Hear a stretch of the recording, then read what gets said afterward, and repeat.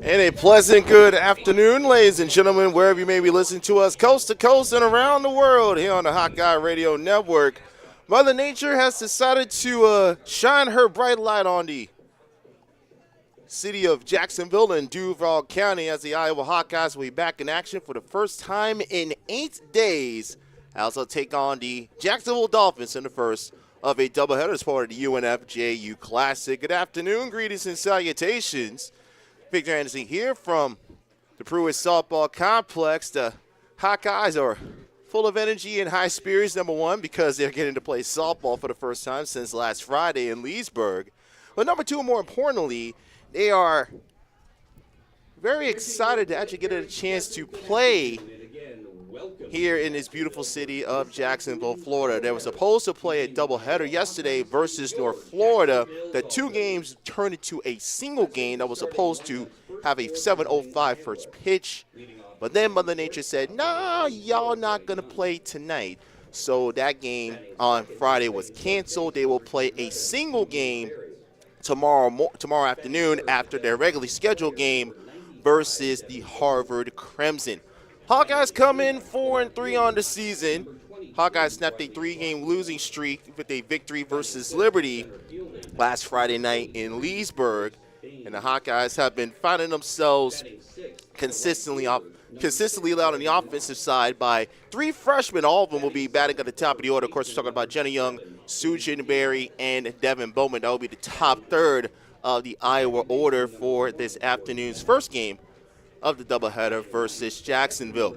The Dolphins, on the other hand, 3-8 under head coach Erica Ayers, suffered a loss versus Harvard 4-1, a game that actually got through 6 innings before Mother Nature put the kibosh on the 7th inning here at the Pruitt Softball Complex. Weather can ask for more beautiful conditions here. Wind blowing out from right to left could be a factor if any balls hit to the left or left center field this afternoon for this doubleheader of action. Men's basketball on the way versus Illinois. We'll be keeping track of that for you all afternoon long here on the Hawkeye Radio Network. Baseball suffered a tough loss last night. The game that started at 9:30 Eastern Time versus Auburn. And the boys have a quick turnaround later on this afternoon. Also take on national powerhouse number 14 Virginia over in downtown Jacksonville, just about 15 minutes over the bridge from where we are right now. Hope our good friends over there are properly caffeinated and well rested after a late night last night. Congratulations to women's wrestling, a dominant regional performance where they have all of their wrestlers who will be competing for nationals next in 2 weekends from now. We'll break down the lineups for Iowa and Jacksonville in just a moment. Iowa will be in the first base dugout to our right. Gold uniforms with the black numerals and white trim and the black pants. Jacksonville in the home white with the Kelly green in the third base dugout to our left. First time meeting between these two programs. We'll give you the starting lineups in just a moment, but first, we'll have the playing of our national anthem.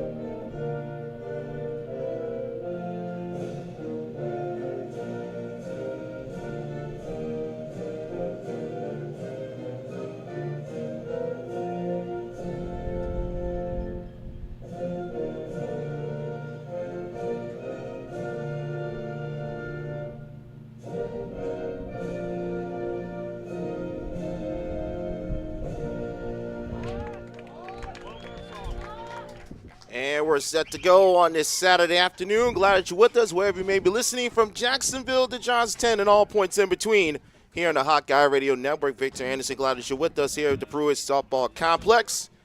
And here's the lineup for head coach Renee Gillespie and the Hawkeyes. Jenna Young will move up to the leadoff spot. She's been the hottest hitter for the Hawkeyes on this Sunshine State trip. Sujin Berry will hit in the 2 spot. Devin Bowman will once again be the DP. She'll be hitting 3rd. Riley Klosterman will hit cleanup, playing left. With Grace Baines playing center field, she'll hit in the number 5 spot. Riley Moss moves up in the lineup. She goes from 9th to 6th. Sammy Diaz wearing number 7, batting 7th. Tori Bennett drops down the lineup. She will hit 8th. And Hannah Lindsay will do the catching today, and she will bat in the number 9 spot for your Iowa Hawkeyes. Defensively for the Jacksonville Dolphins, Allison Carter will be in left. Allison Braddock will be. Allison Braytek will be in center field. And in right field will be occupied by Carrie Richter. Running infield, first base will be manned by Lindsay Chadwick. Allison Braytek will be at second base. Jazz Jones will be at short. Daisy Watterson will be at 3rd. Avery Hawkeyes will be behind the plate during the catching. And Shelby Hart, the left-handed senior, will be in the circle for Jacksonville, making her second start this season. 1-3, 1-1-3 earned run average. So here's Jenny Young. Takes the first pitch in for a strike. First pitch, 2:26 Eastern Standard Time here on a beautiful Saturday afternoon in Jacksonville, Florida. We're seeing Littlefield behind the plate calling balls and strikes. Jason Smith over at first, and Dale Papendick at 3rd. And Young falls behind 0-2. Young this season hitting .412, no runs, no home runs, 2 runs driven in. Iowa still looking for their first home run of 2024.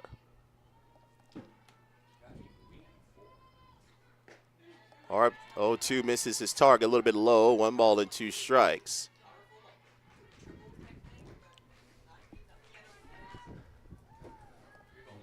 Iowa with the gold uniforms with the black pinstripes.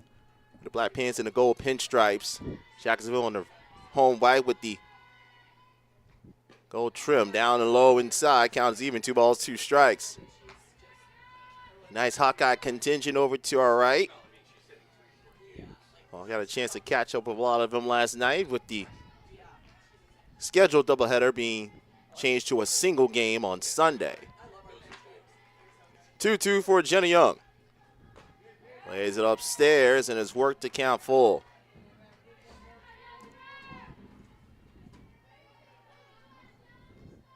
Harp this season has only walked 3 batters and has struck out 10 in 18 2/3 innings. Payoff pitch to the freshman. Higgs, strike 3, goes down looking.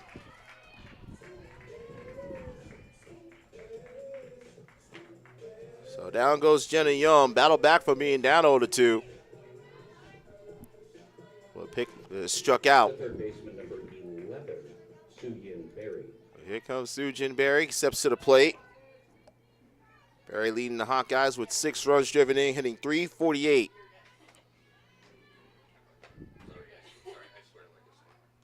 Timeout called as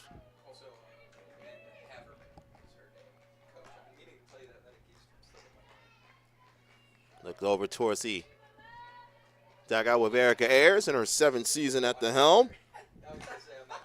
Liner right there, caught by Harp, leapt up and make the catch. A sharply hit liner by Sujin.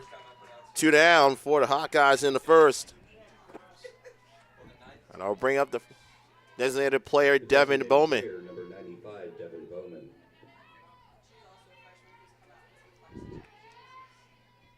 Bowman hitting .333, 5 RBIs on the season. Bowman first pitch slices, that will sail well out of reach. Holds Richter down the right field side over the head of assistant coach Aaron Dow Johnson. 2 quick outs here at the top of the first, scoreless in game 1 of our twin bill. Hawkeyes looking to clinch their second straight winning trip to the Sunshine State. This is up in the letters, evens up the count on the ball and the strike.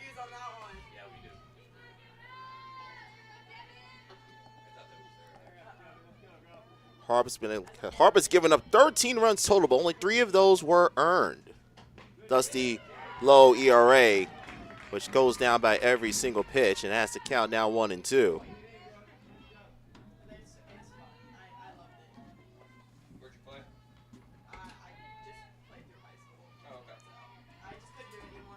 One ball, 2 strikes. Tries to catch the top shelf, misses the target, 2 balls, 2 strikes.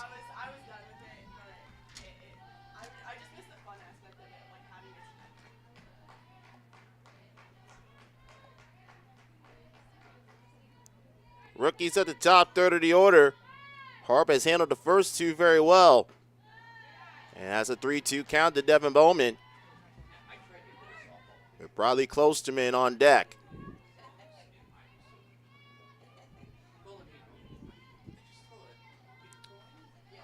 She froze Jenny Young on the 3-2 pitch inside. She usually does something does the same to Devin.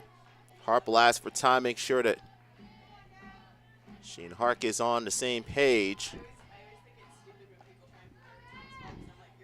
Looks at the pitch card on the right forearm. And the lefty deals the payoff pitch. Bowman will send that one into the Iowa bullpen outside the first base dugout. And we'll repeat the 3-2 count.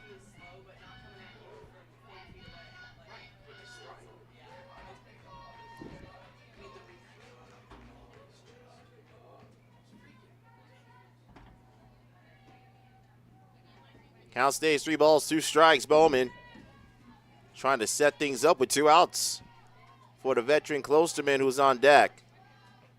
Instead, she swings and misses, and she goes down on strikes. Hart picks up 2 strikeouts and bookends the inning with them. Hawkeyes go down 3 up, 3 down, and Jalen Adams will get the ball to get things started for the Hawkeyes in game 1 of our doubleheader. And here's the lineup for head coach Erica Ayers, who Madison Braytek leading things off in center field. Avery Hawkeyes catching and batting in the 2 spot. Allison Braytek will play second base. She'll hit in the 3 hole. Allison Carter, she'll hit cleanup, play left field. Lindsey Chadwick will be in first base, hitting 5th. Hitting 6th in right field will be Carrie Holzricker. Daisy Watterson will play third base, making her first career start. She'll hit in the 7th spot. Tatum McCool also making her first start. She'll be batting 8th as designated player. And Jazz Jones will be at shortstop and hit in the number 9th hole for Jacksonville. Hawkeyes defensively, same defensive alignment behind the pitcher and catcher for the previous 7 games this season. Bradley Klosterman in left, Grace Baines in center, Riley Moss in right. On the infield, Sammy Diaz at first, Tori Bennett at second. The rookie left side of the infield with Jenna Young at short, Stu Jim Berry at third, Hannah Lindsay catching behind the plate this afternoon, and Jalen Adams in the circle for the Hawkeyes. Jalen making her 5th starter of the season, 2-1, 1.96 ERA. Center fielder number 6, Madison Braytek. Adams picked up the victory in the Hawkeyes' last game versus Liberty. Gave up 7 hits, only gave up 2 runs in that Iowa victory in Leesburg. Hawkeyes won that game by 4-2 final. Madison Braytek hitting .290 on the season with a home run and 4 runs driven in.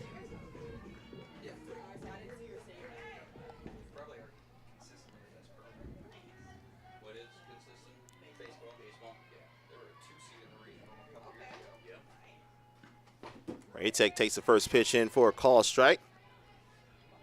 Christine Littlefeld behind the plate. Jason Smith behind first base, and behind third base, Mr. Daniel Papanick.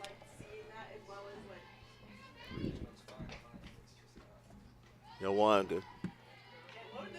Nice little spin, but misses low, evens up the count. Jalen, 25 innings pitched, 27 hits, was only allowed 8 runs, 7 earned. Walked 6, struck out 7. Opponents are batting .278 against her. Trying to limit those extra batters via the hit pitch. This is down and inside. Count is 2-1. Has hit 5 batters in her 4 starts this season. Has hit 5 batters in her 4 starts this season. A little hard for me to say. Ground ball, nice play down the line. No, foul ball. Said that was a foul ball.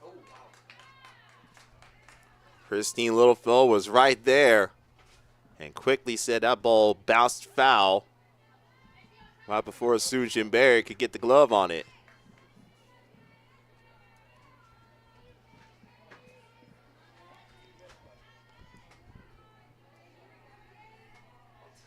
So instead of it being would have been infield base hit, 2-2 catch is a fly ball to straightaway center. Baines is there, 1 down, and the Dolphins first.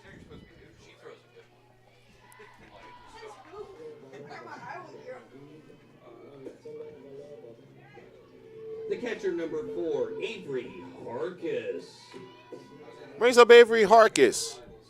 Hawkeyes hitting 118 on the season, making her 7th start, 2 of 17. Does have 3 RBIs. First pitch, inside of the hands to Young. Easy throw to Sammy Diaz, 2 out. The Hawkeye defense has been solid this year. Had a couple of instances where the Hawkeyes made a couple where the infield was not clean, but overall, outside of those 2 games, one of them being versus Liberty, the Hawkeyes have been solid.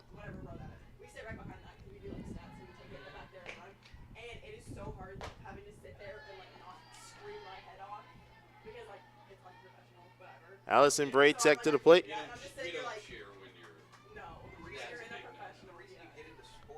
Allison hitting .323, leads the Dolphins with 2 home runs and 6 RBIs. It's an outside, 2 balls, no strikes.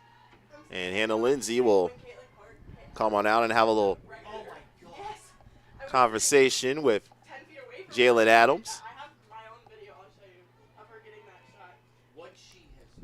Lindsay and Skyland Fogg have been flipping back and forth behind the plate so far in his early season for the Hawkeyes. And it's Lindsay who will get the nod today. Lindsay was the one that got the ball in the Hawkeyes opener 2 weeks ago versus NC State. That 2-0 victory over the Wolfpack in Clearwater at the NFCA Leadoff Classic. I was outside, 3 balls, no strikes. Allison Braytek. 2 outs, bottom of the first. Adams looking for a 1-2-3 frame, and will give up a single up the middle to Allison Braytek to get the Dolphins their first hit of the afternoon.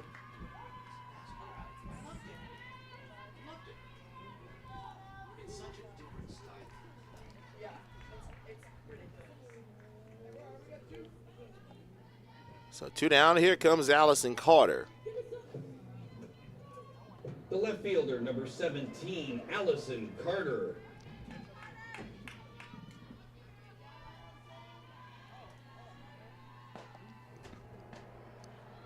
Up and in for ball 1.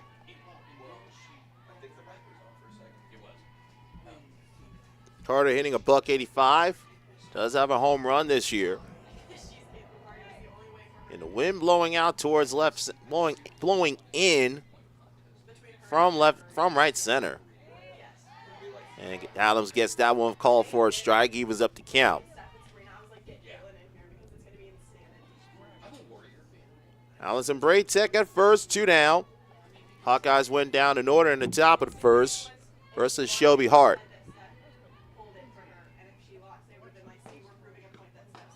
Up and in. Lindsay got a late jump trying to get that ball over. And Braytek will have her second steal as Allison Braytek with her second steal. Allison, the older sister, now 2 steals behind little sister Madison, who's a perfect 4 for 4.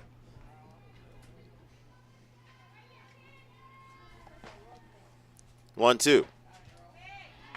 This is outside. Count is even 2-2.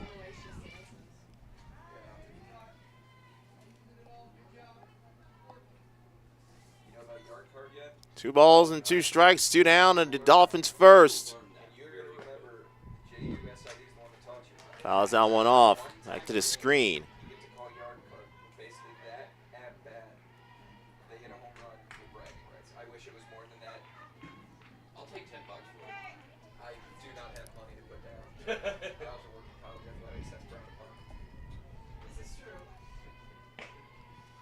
Two. That one will go into the stands. And the count remains 2-2.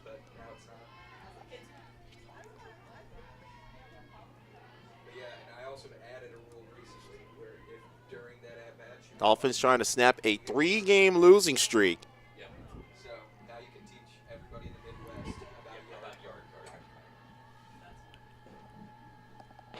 The 3-2.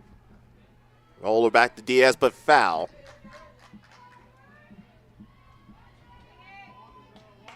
Jacksonville making Adams work in his bottom of the first.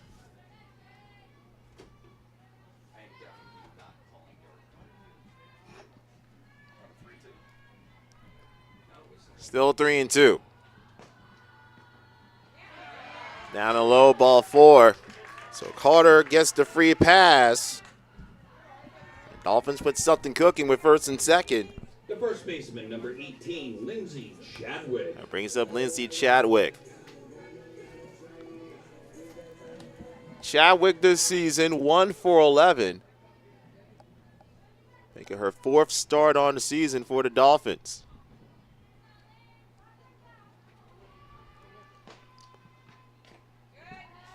Fouls that off the knob of the bat, says Christine Littlefeld behind the plate.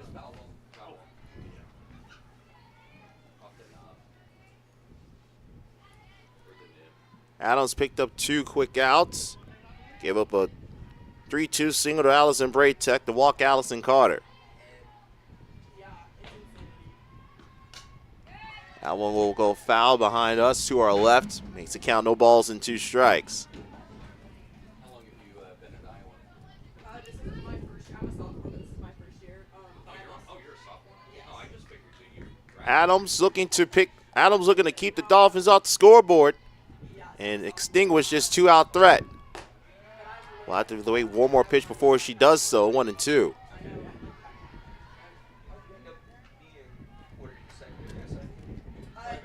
No, so I don't know how to explain it.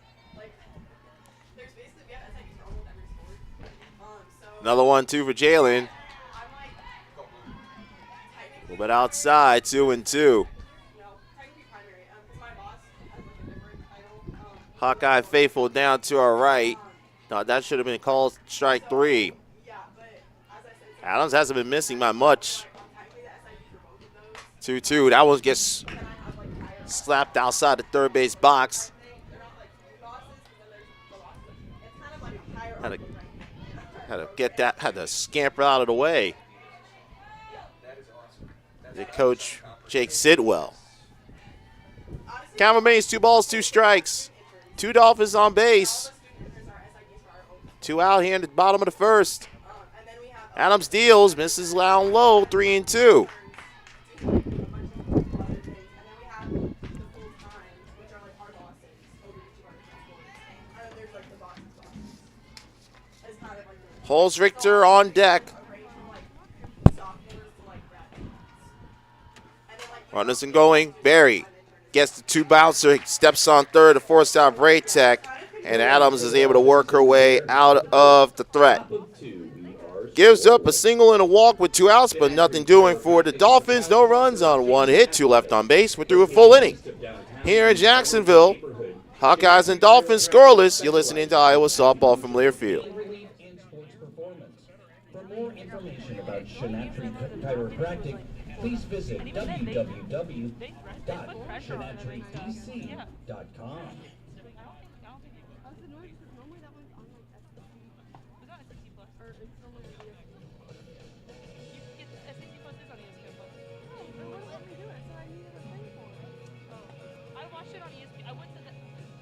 on the ESPN app, and I watch the game there. Yeah, that's why I go to. Maybe we have a special whatever, but I don't like an add-on or something. I guess, but I wasn't aware. ESPN plus plus. Ultra platinum. Yeah, that's what everything's becoming. It's like even Hulu. I thought Hulu blocked some shit. Apparently Disney has ads now too. I don't know. Not even maybe. Back here in Jacksonville, Florida, Victor Anderson, glad that you're with us on this Saturday afternoon. Jalen Adams gave up a couple of base runners with 2 outs, but kept the Dolphins scoreless. Head to the top of the second, Riley Klosterman, Grace Baines, and Riley Moss coming to the plate. First mini updates, men's basketball, they're up on Illinois 36-34, 4:43 left to go in the first half. Riley takes strike 1. And try to pick up a big win on the road. A busy day of action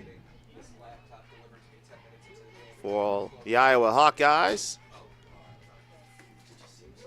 Klosterman falls behind 0-2. Klosterman hitting .333.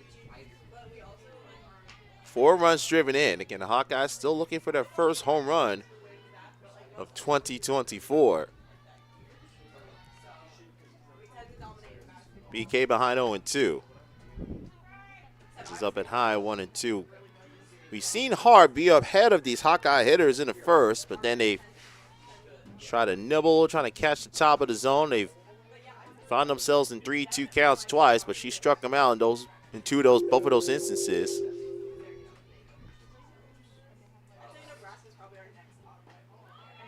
Inside, misses the target, 2-2. Christine Littlefeld is being consistent in terms of that inside corner to the left-handed hitters.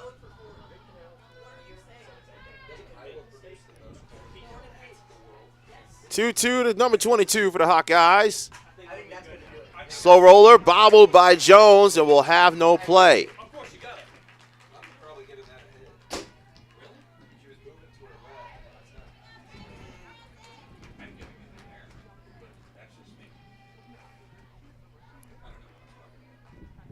Center fielder number 23, Grace Baines.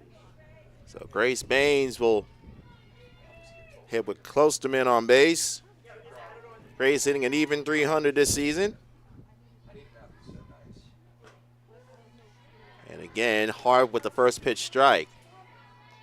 I statted for a minor league baseball league for an entire summer, so I did like 100 games. But they were really in there, so I had to like cut it down, or else still D1 softball. Hawkeyes trying to give Jalen some early run support. My first year I was also a baseball, so I did another. This is up and outside, evens up the count of 1 ball and 1 strike. It was nice at the time because it was my first year. I mean, air charge to Jones. And she went to her left and overran that grounder hit by Riley. 1-1, Baines swings through, calls behind, 1 ball and 2 strikes. Coach Renee Gillespie shaking up her lineup, trying to find some consistency, particularly in that 4 through 9 spot. Down in a good start with Klosterman reaching on the air. Baines behind 1-2. And she goes down on strikes. So Harp with her 3rd strikeout already. The right fielder number 6, Riley Moss. Brings on Riley Moss.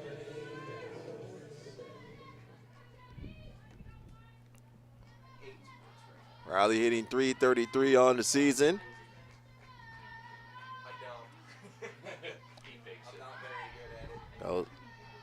Shows bunt and goes after it, says woman behind the plate for strike 1.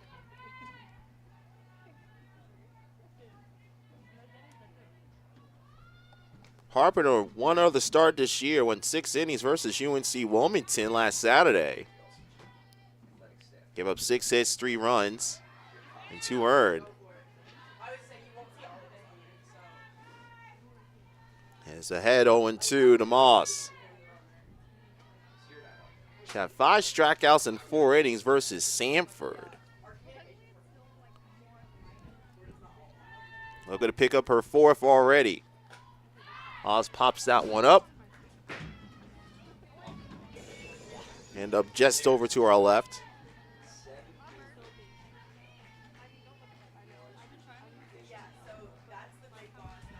What do you call? Did they call it? So the home plate umpire. It was a foul. They're saying that it was an illegal pitch. So now the three umpires got to have a conversation. Did they call Hart for an illegal pitch in that instance? Because I saw Christine Littlefeld stick out her left arm. And no, they're going to say Moss stepped out of the box. And because it was on strike 2, that would be considered I believe that would be considered a strikeout. So it's 2 down. As they say, Moss was out of the box on that foul ball. I'll bring up Sammy Diaz. This is low, ball 1. One of the few times a Hawkeye hitter has been ahead of Harp this afternoon.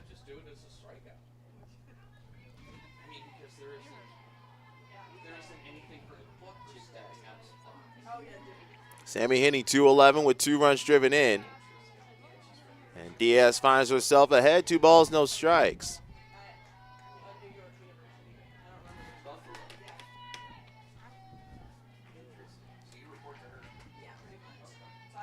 Two down, top of the second, no score here in Jacksonville. 2-1. Close to being reached on an error to start the inning. But back-to-back strikeouts have kept her anchored at first.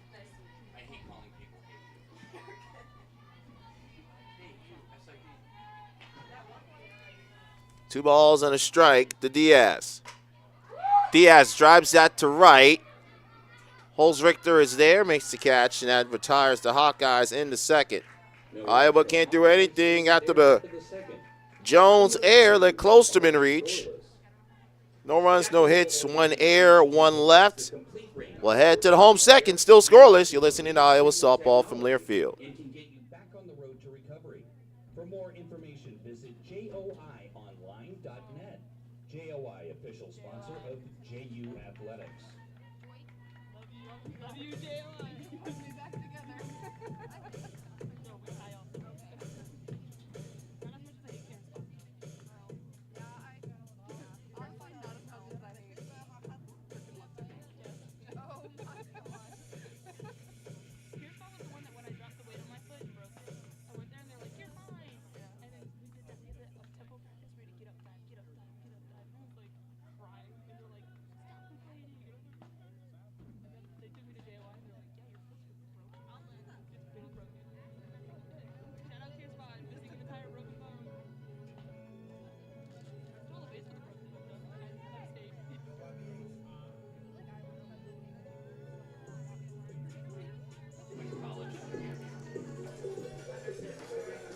Back in Jacksonville, we go into the bottom of the second, no score. Victor Anderson with you from the Pruitt Softball Complex. 6-7-8 coming up for the Dolphins. Kari Holzrichter, Daisy Watterson, and Tina McCool. 14, Kari Holzrichter. Holzrichter looking for her first hit this season. She is 0 for 9, and Adams drops down in for strike 1. Adams last year, all Big Ten selection, 2.10 ERA, 1.96 so far this year. Now, next pitch misses up inside. Count is even at a ball and a strike. A gorgeous afternoon here in Jacksonville. A busy day of action around the Jacksonville campus as Holzrichter will Drop that to the shallow left field for a leadoff single. So Holzrichter with her first hit of her senior year.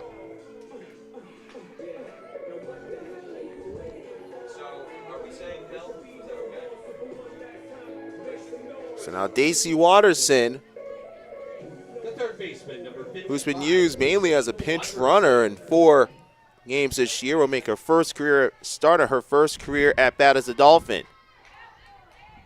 Tries to bunt the runner over, and she does go around and offer at it, 0-1.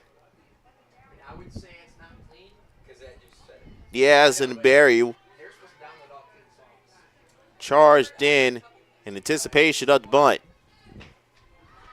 She shows bunt again. Now to Diaz, gets it to Bennett, who covered first. So Watterson does the job with the 3-4 sacrifice to Holzrichter in scoring position. Now we got another rookie making her first career start. The designated player, Tatum McCool. McCool making her first start. Is only has 1 at bat this year. It falls behind 0-1.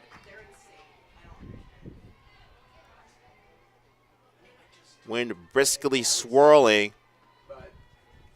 mainly from right to right center. I can look into it on Monday and try to change distance. Well, I mean, we're here 2 or 3 times. Sun shining over the right field side. Haven't given the outfielders too much trouble so far this afternoon. We will see how that changes as this day progresses forward. 0-2 to McCool. 1 down in the bottom of the second, scoreless. Game 1 of a twin bill. This is outside. 1 ball and 2 strikes. The Adams contingent over to our right. Thought that should have been called strike 3. Long was actually a pretty respectable softball program. Take on the regionals and whatnot. And we had this girl named J.D. Cohn in my first year was a freshman, and then she played again last year. She's now at Ole Miss. Every time. Same spot, same result. 2-2.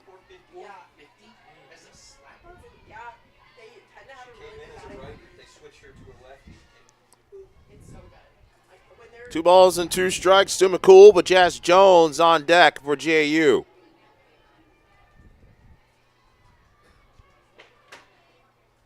Adams deals upstairs, and McCool has a full count.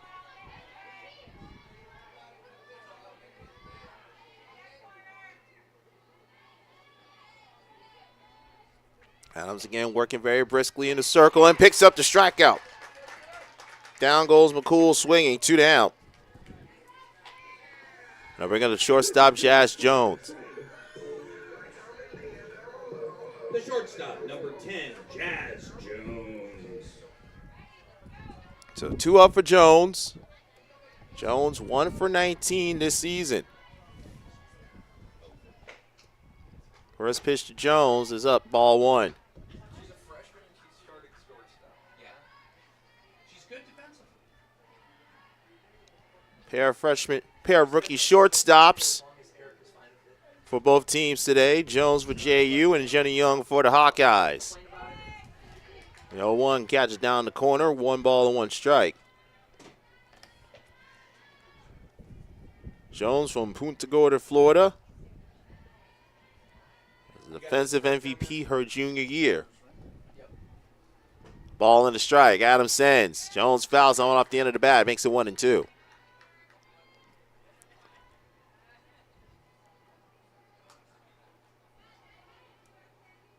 Oh, man, want to call Lindsay a little bit. We'll have a little time, we'll have opportunity to talk with Jalen Adams. Lindsay to transfer from New Mexico State.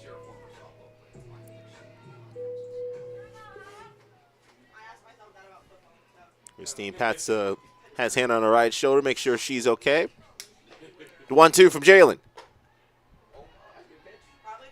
Is on the outside half, 2-2. Holzrichter started the inning with a single to left field. Moved over on the sacrifice bunt. Hoping that the rookie shortstop can bring her in and get her team on the board first. 2 balls, 2 strikes, 2 out. 3-2. That opens up opportunities for softball. What's the other one? When it's rowing. When it's rowing, it's opportunities. We have Rowan. Are you guys good? Madison Braytech lurks on deck if Jones can reach. But instead, she strikes out. Back-to-back Ks for Jalen Adams. Ends the second inning for the Dolphins. They can't take advantage of the leadoff single. The runs on 1 hit, 1 left. We're through 2 here in Jacksonville. Game 1 of a twin bell on this lovely Saturday afternoon, and we are scoreless. You're listening to Iowa Softball through Learfield. Tag video games and great food are all under one roof. Main event, proud partner of Jacksonville University Athletics. And then now it's happening to her. Like, that's an interesting. I always like to joke they actually love their freshmen because they haven't been corrupted by shitty coaching yet. No, that's my, I tell them all the time. I'm like, don't worry about it. My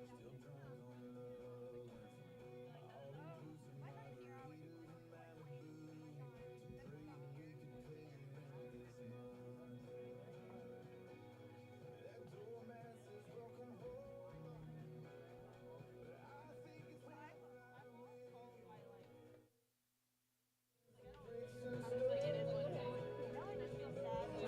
Happens always. Happens. My dad really wants my dad to Category. That's why they're Top of the third inning here in Jacksonville. Hawkeyes and the Dolphins locked up in a scoreless affair. Victor Anderson with you from the Pruitt Softball Complex. Men's basketball down 3 to Illinois. Wow, 1 to Illinois, 43-44. Sanford just hit a layup prior to the halftime buzzer. We'll keep you updated from the action in Champaign, Illinois, as the Hawkeyes try to get themselves in prime position in the Big Ten tournament. Gary Dolphin, Bobby Hansen giving you the pictures, descriptions, and accounts from Champaign-Urbana. This is where the Hawkeyes will end their regular season before hosting the Big Ten tournament in mid-May. 8-9-1 coming up for the Hawkeyes. Tori Bennett takes ball 1. Bennett, Lindsay, and then back to the top in Jenna Young. And Shelby Harb, who has handled his Hawkeye lineup so far the first time through.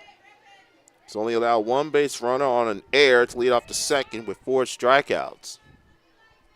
Bennett had 2 balls and no strikes. TB hitting an even 200 on the season. And puts the charge in, and now 1 will go foul near the recently built Basketball Performance Center behind the first base dugout. Part of extensive renovations here at Jacksonville over the past few years.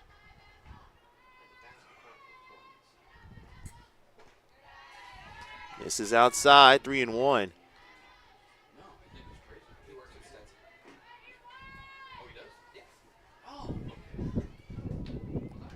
And Whiskey blowing out, now blowing, swirling from left to left center. 3 balls and 1 strike to Bennett, leading off the Hawkeye third.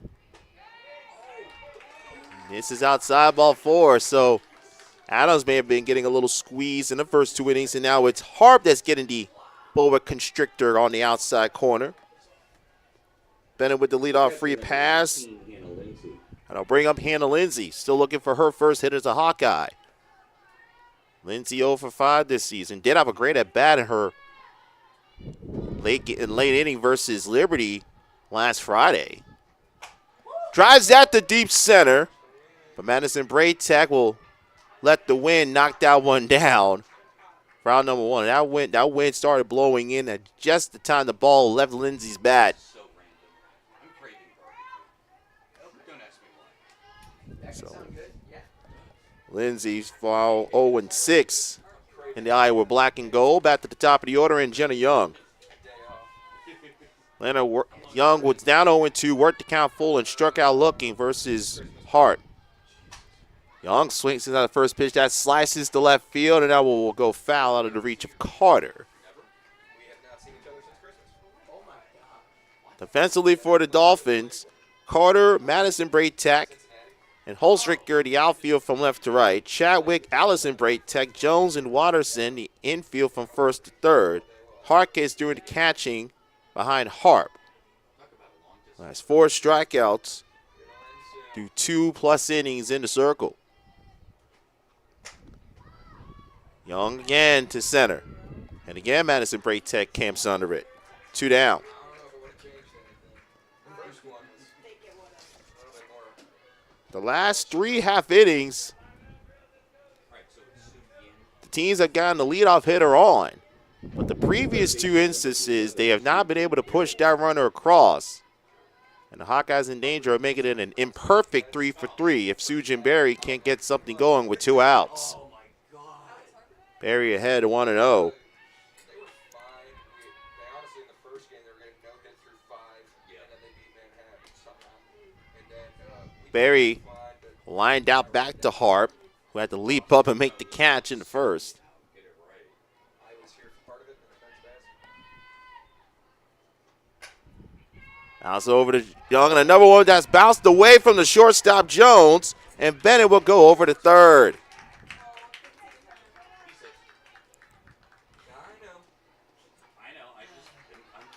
Young led to her left.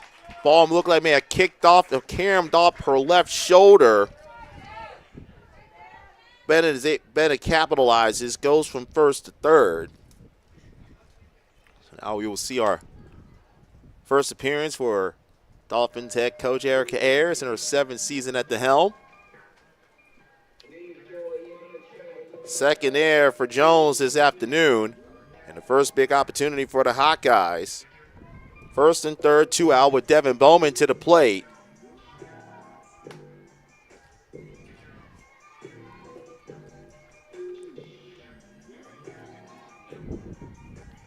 Devin struck out swinging in the first.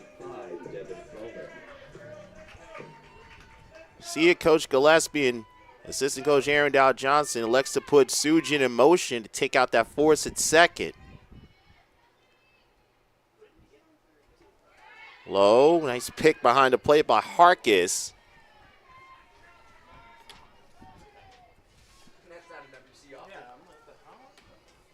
Ball does have a nice tendency to bounce back quick once it gets past home plate. 1-0 to count to Bowman.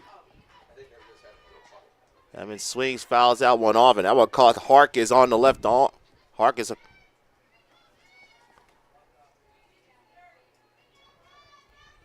Hawkeyes on the inside, I don't know, caught on the left arm or on the inside of the left eye.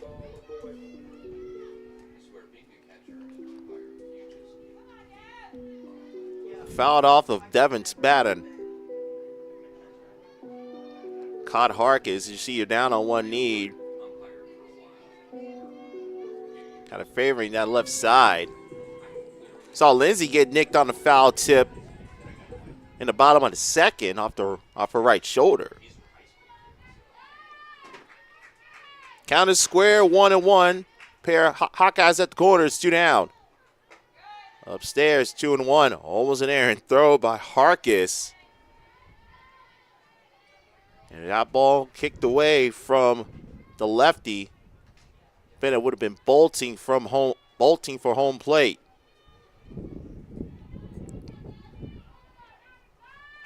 Two and one in favor of the freshman. Up and into the hands, 3-1. Riley Klosterman on deck for the Hawkeyes. Here, Devin, you're looking for something you can handle. If not, take the free pass. And Hart proved to you that she could throw back-to-back strikes. Gets that through the left side. She'll get the Hawkeyes on the board. Bennett comes on home. Barry goes to second. The freshman once again comes through with 2 outs. An RBI single for Devin Bowman, and the Hawkeyes strike first, 1-0. Bowman with her 6th RBI in the season. A 4th with 2 down. Here comes Riley Klosterman to the plate. Riley first pitch off the front of the bat, foul off the netting.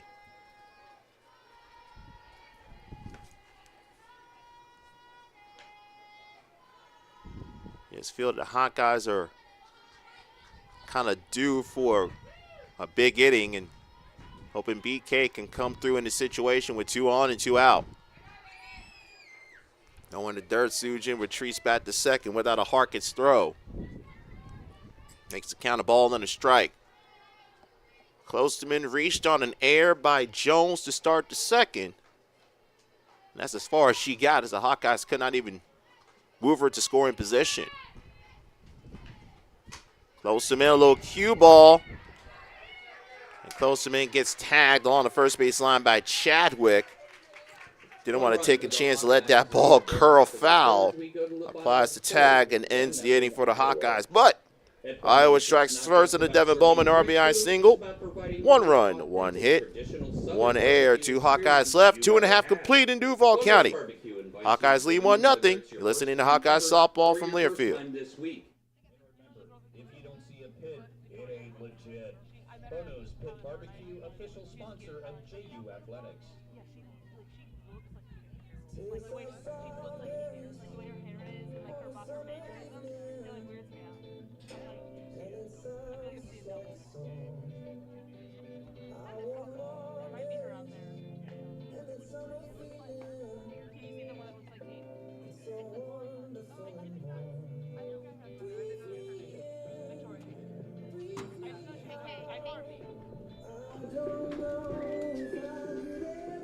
Hawkeyes get on the board thanks to the Devin Bowman RBI single. They lead 1-0 as we go into the bottom of inning number 3. Victor Anderson, glad that you're with us from the Pruitt Softball Complex on the campus of Jacksonville University. Glad that you're listening to us on this Saturday afternoon on the Hawkeye Radio Network, coast to coast and around the world. From Duval to Des Moines and all points in between. Top of the order coming up for the Dolphins. Madison Braytech. The Braytech sisters, Madison and Allison, and Avery Hawkeyes sandwiched in between.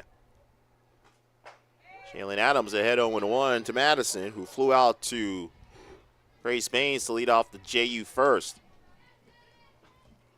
1 run, 1 hit, no errors for the Hawkeyes. No runs, 2 hits, 2 errors for the Dolphins. Dolphins have stranded 3. Hawkeyes have also left 3 on base. Slides to shallow right left field, but Moss races over to make the play in front of Torrey Bennett. 1 down. The catcher, number 4, Avery Hawkeyes. Brings up the catcher, Avery Hawkeyes. Bounced out to Jenna Young in the bottom of the first. I do. You're willing to share? That's so nice of you. Hawkeyes' first pitch drops low and outside, ball 1. Hawkeyes defensively, same lineup we've seen throughout this season. Klosterman, Baines, Moss, the outfield from left to right. Barry, Young, Bennett, Diaz, the infield from third to first. Lindsay doing the catching today for Jalen Adams. And Adams ahead.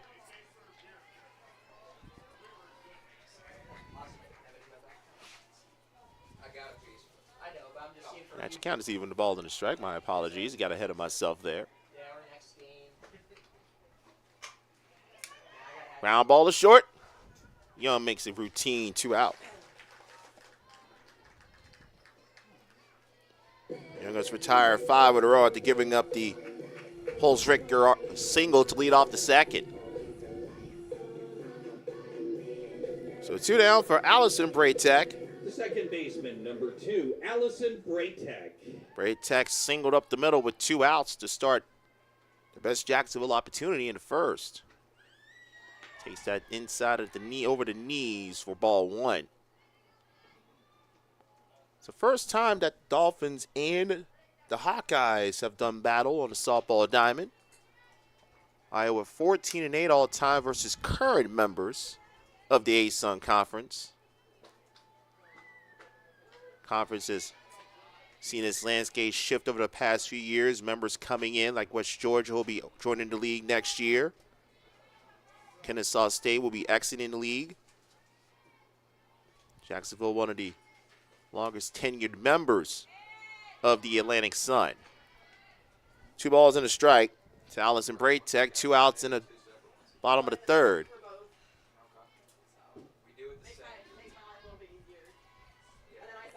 Adams looking for a clean inning.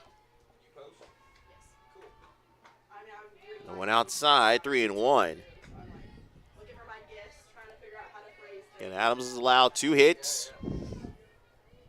Walked 1, struck out 2. Adams not known for her strikeouts, likes to keep the ball down. And gives up the walk to Allison Braytech to extend the third. From one Allison to another, they'll bring up Allison Carter.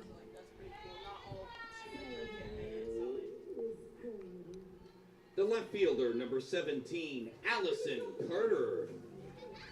And here comes Allison Carter. Allison walked on a pitch that was borderline to keep that first inning going for JU. Down and outside, ball 1.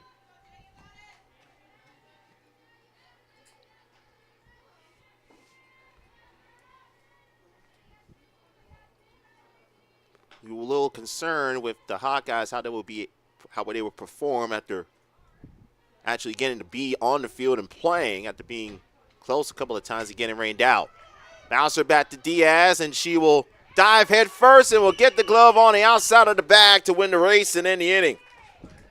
Great defense by the senior first baseman to retire Carter and the Dolphins in the third. So again, Allison Braytech reaches on with 2 outs and can't get across. 3 complete in Jacksonville. Hawkeyes 1, Dolphins nothing. You're listening to Iowa softball from Learfield. SmartFans started TicketSmarter.com, the ticket resale marketplace of JU Athletics.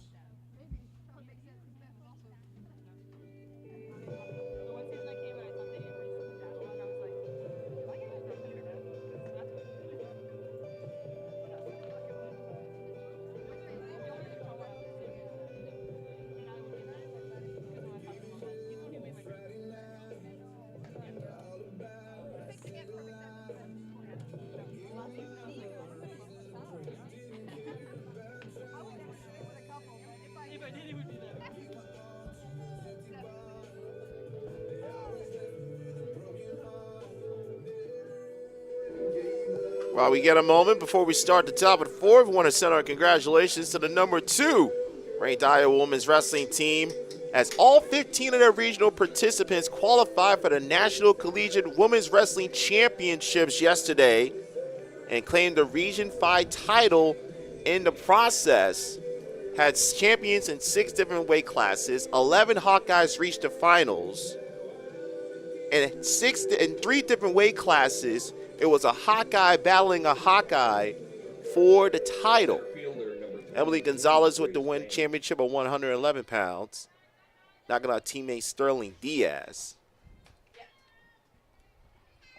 And Iowa looking to do the same. Baines deep to center, but Madison Braytech there. Once again, Hawkeyes getting close to that first home run of the season, but still a goose egg on the home run tally. 1 pitch, 1 down in the 4th. And I'll bring up Riley Moss. That wind blowing in has knocked down at least 2 balls that would have been precariously close to the warning track. Lindsay put a charge in one in the top of the 3rd. That ended up being in the glove of Madison Braytech.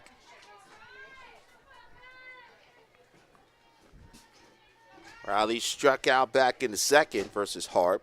One of 4 strikeouts from the left-hander. Hawkeyes got an RBI single from Devin Bowman in the 3rd. And Moss falls behind 0-2.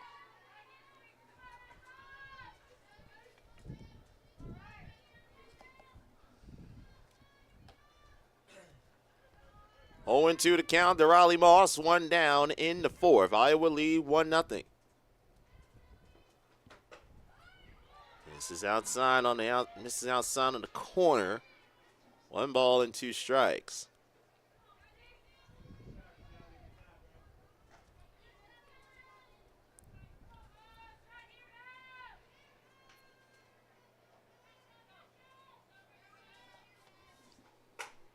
And Riley would flop that one over the glove of Jones.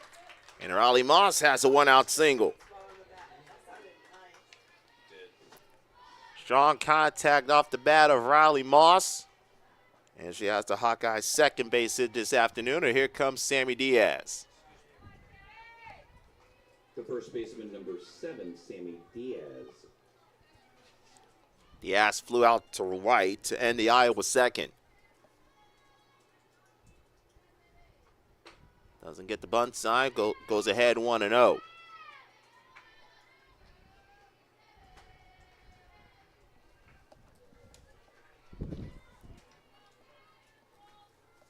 With Jalen Adams finding her groove in the circle. Like to add a couple more runs across and give her a little bit more breathing room as we approach the late innings. To right, Horace Ricker takes advantage again of another ball knocked down by this blustery wind. Wind has been blowing in mainly from right center throughout this afternoon. Gusting about 15 to 20 miles an hour. You can see he's been impacting a lot of those hard hit balls from the Iowa lineup second time through. 2 down for Tori Bennett. Bennett, nice glove work by Harp. He makes the easy toss to Chadwick to end the inning. So Harp a little PFP to retire the Hawkeyes. Iowa can't take advantage of the Riley Moss single. She's left stranded at first at the halfway mark in game 1 of our twin bill from Jacksonville. Hawkeyes 1, Dolphins nothing. This is Iowa softball from Learfield.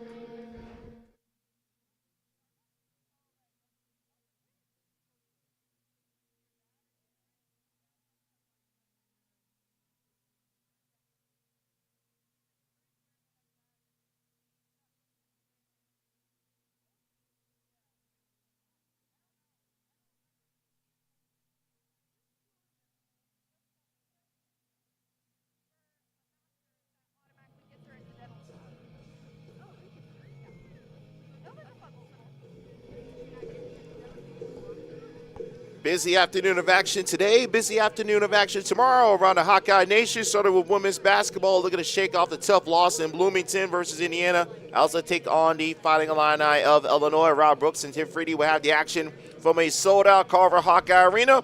You can listen to the action live on the Hawkeye Radio Network and also on Sirius XM Channel 84 as Iowa looks to return back to their winning ways after their stunning loss to the Hoosiers earlier this weekend. Bottom of the 4th, Hawkeyes up 1-0 over Jacksonville. Victor Anderson, glad that you're with us from the Pruitt Softball Complex. 5, 6, 7 coming up for the Dolphins. Lindsey Chadwick, Kerry Holzrichter, and Daisy Watterson to the plate.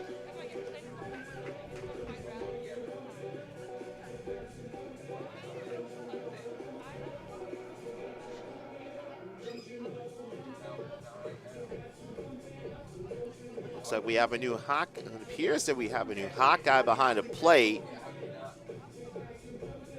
as Christine Littlefell making a note with her final card.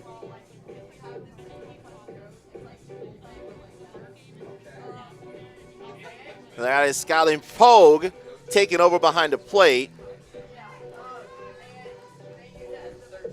So Skyline Pogue will take over behind the plate for Hannah Lindsay. The first baseman, number 18, Lindsey Chadwick. Chadwick, first pitch, fouls that one off, and Skyline already getting involved in the action on the first pitch. So Skyline comes in behind the plate. She'll hit in the 9th spot for Lindsay, which means she'll be leading off for the Hawkeyes in the top of the 5th. Chadwick, Holzrichter, and Watterson coming up for the Dolphins in the 4th.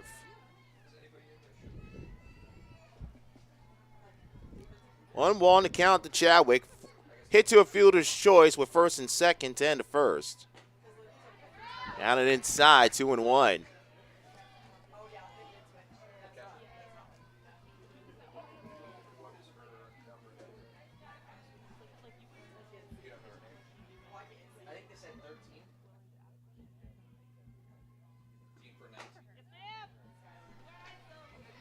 It's inside, makes it 3-1.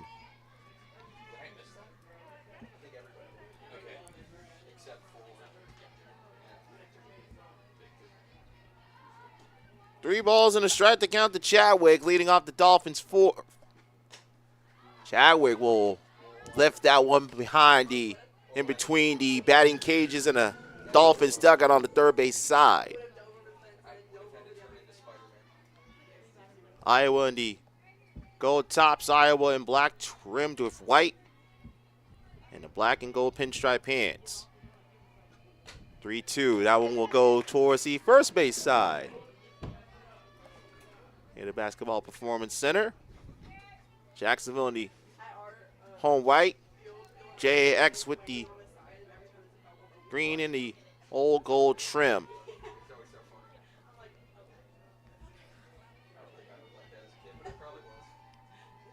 Adams with the number 3-2. This one will be in play, and it will be Bennett this time getting in front of Riley Moss. And that's the first out of the Jacksonville 4th.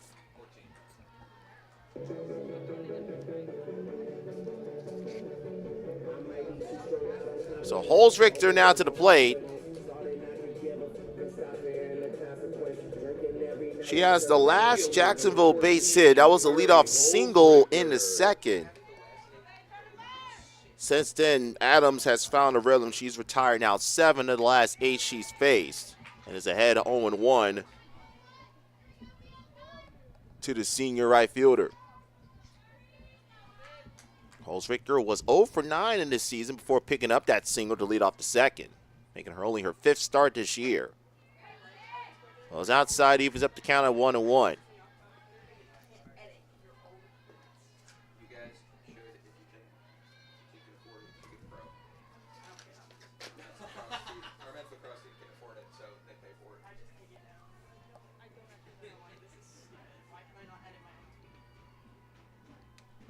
One one drops on the outside edge and left arm lifted for a strike 1-2 to the pleasure of the Hawkeye faithful down below to our right.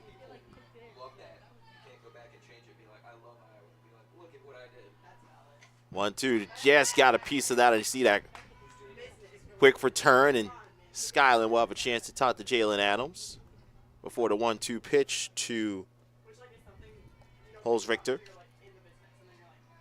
A lot of JU fans around behind the outfield fence. Need more JU fans in the outfield than those in the stands, but it's a very close number either way. And another one sent out of play.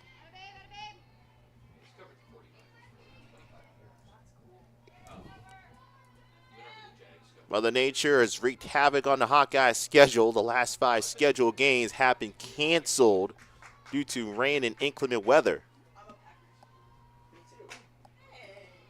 Left center, it will be Klosterman there. Races in, makes the catch, 2 down.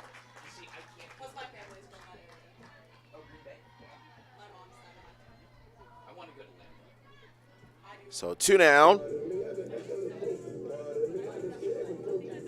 Daisy Watterson now to the plate. The third baseman, number 55, Daisy Watterson. Watterson with the sacrifice, her first plate appearance.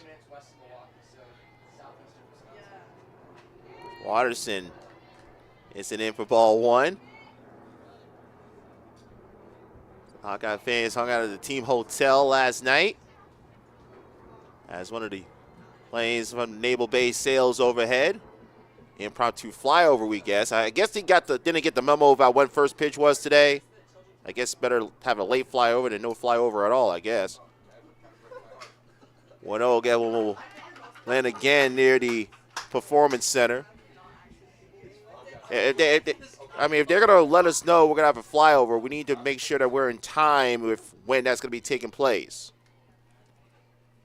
It is 3:30 Eastern time here in Jacksonville. 1-1. Little flare. Just almost there. Went in between that little gap between the end of the stands and the press box.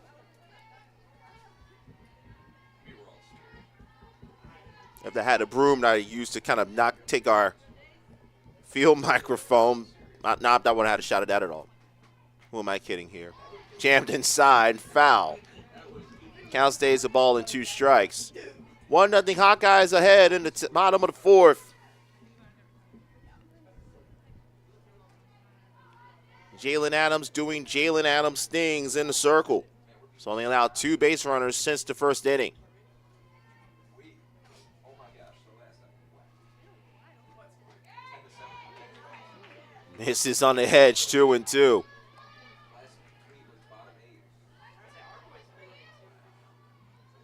Thought I'm going to kiss the outside edge of the plate, and now Adams was going to pick up strikeout number 3.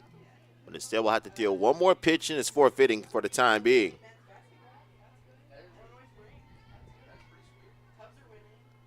2 balls, 2 strikes, 2 out.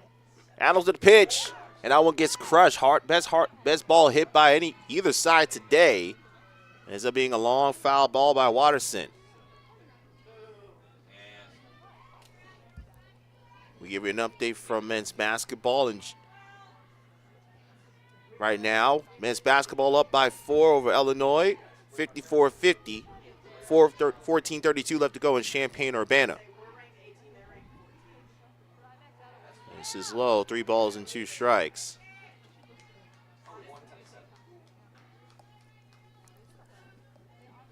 Tatum McCool would hit next.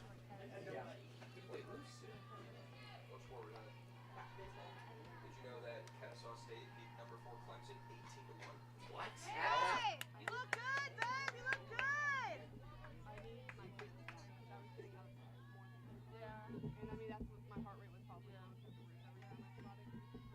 Again, foul back. Count stays 3-2. Watterson battling against Adams. Now again foul into the stands.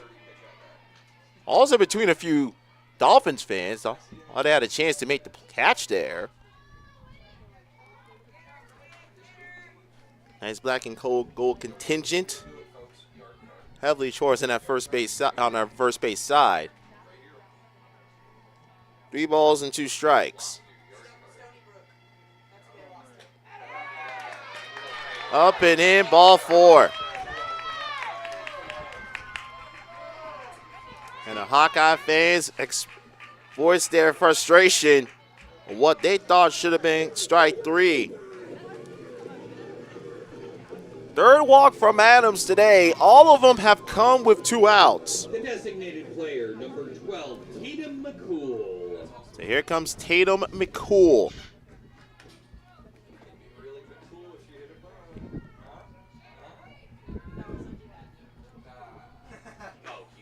Now on outside, ball 1.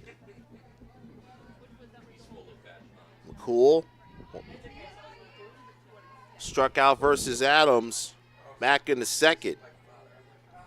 Adams trying to protect the 1-run Iowa advantage here in the bottom of the 4th.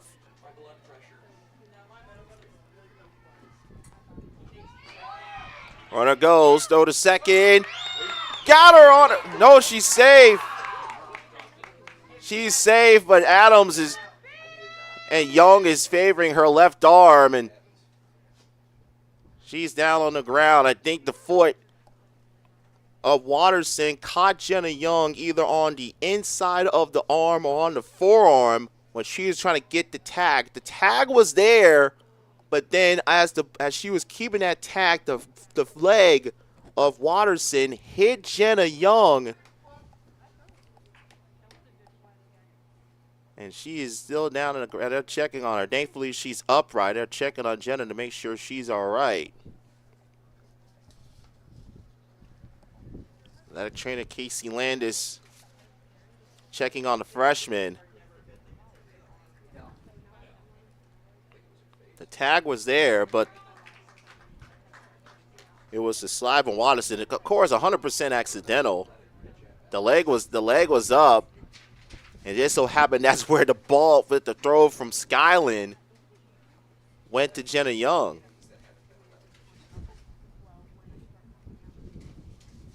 Checking Jenna, making sure she's okay.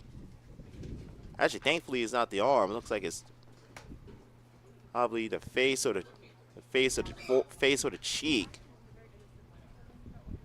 Yeah, looks like they're gonna take Jenna Young out of the game.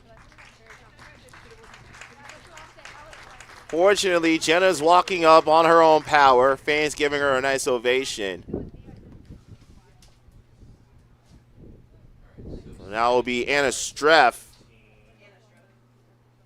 will come in the game. It looks like Streff will. Now playing second base for the Hawkeyes, number 17, Anna Streff. So Streff will come in to replace Jenna Young. And Renee Gillespie having a conversation with Daniel Papendick about the tag from Young.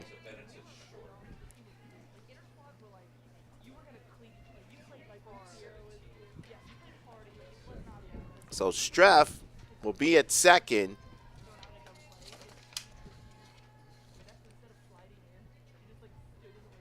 And Young and Bennett will move over to short, where she started all of the games in her rookie season. So the new Hawkeye infield will be Diaz, Streff, Bennett, and Barry.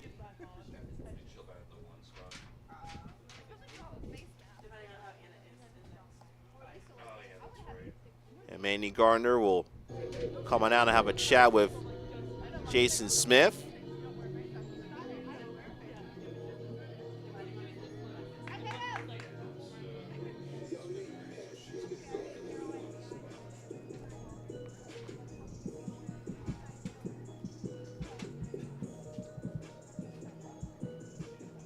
Give Young, obviously with the injury timeout, Adams is allowed warm-up tosses. Thankfully, Jenna was able to be helped off the field with her under her own power. Got a cleat near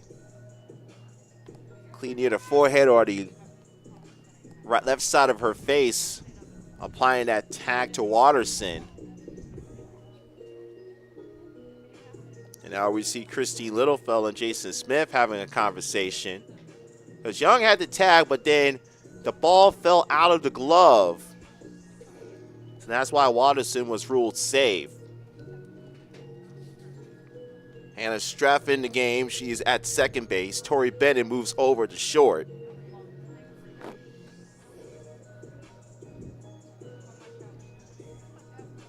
It's a 2-0 count to Tana McCool.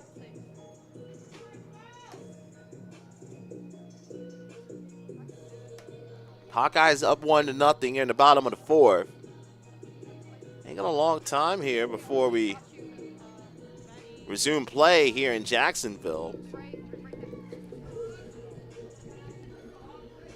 Hawkeyes with the win would clinch their 6th consecutive season with a winning record in the state of Florida. And that includes 2021, where they played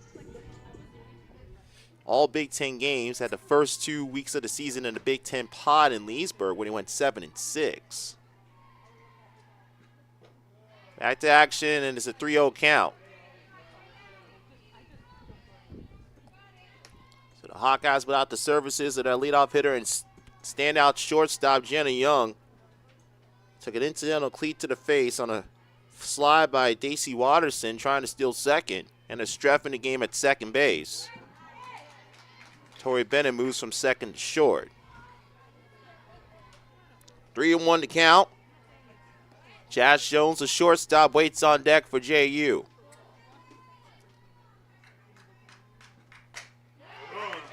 On the center, that will drop in for a base hit. They're going to wave around Watterson. Throw to the plate. They say obstruction.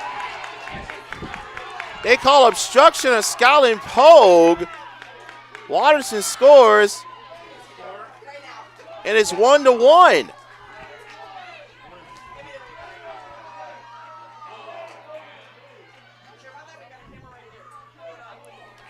They say Skyland blocked the plate in the path of Watterson going to home plate. The question, but the only thing I'm seeing was that the throw from Baines brought Skyland into the base path. So the umpires are going to have a conversation here.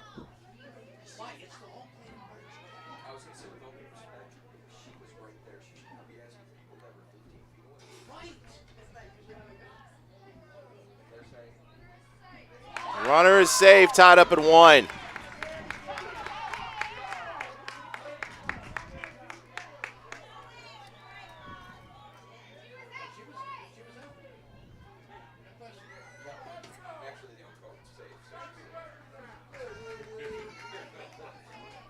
Unfortunate break for the Hawkeyes. The shortstop, But he number can't let the 10, snowball Jazz start to roll Jones. after that call. Here's Jazz Jones. That was a great throw.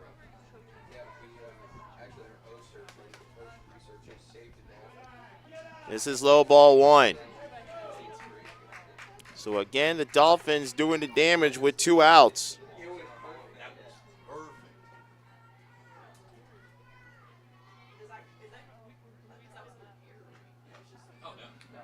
This is upstairs, 2 balls, no strikes. You can't ask for a better player, but now you kind of have to have the memory of a goldfish and focus on the next thing at hand. And that's Jazz Jones, who's ahead 2-0 to Jalen Adams. Game tied up at 1 in 4th. Jones flips out to right. That drops in front of Riley Moss. And it's 1st and 2nd.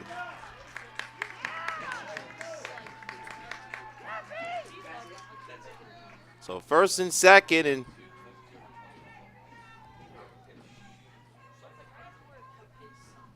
Andy Gardner Colgate will come on out, and this meeting will more than anything will try and calm down the troops, so to speak. Again, not want to let that momentum get away from them. We'll see a pinch runner at second base. It's going to be Veronica Puckett.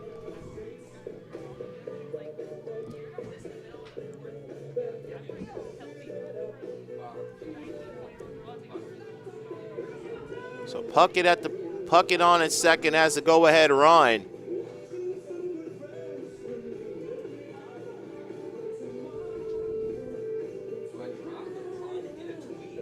Andy Gardner and trying to calm down Skyland, number 1, especially with what that tough call at home plate. And then the single to put runners at 1st and 2nd. Here comes Madison Braytech to the plate now. Pitch running at second base for the Dolphins, number 15, Veronica Puckett. Madison Braytech to the plate. She's flew out twice, once to center and once to right.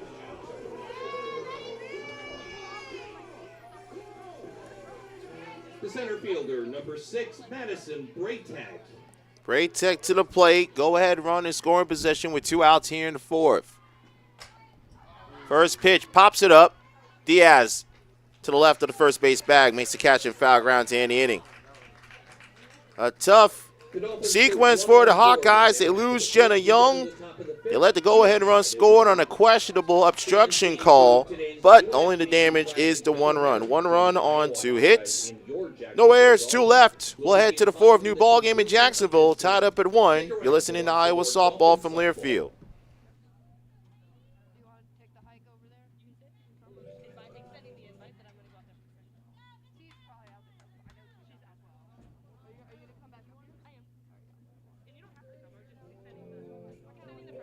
Well, I would have stayed if you wanted to stay, but I kind of wanted to get out of the honest.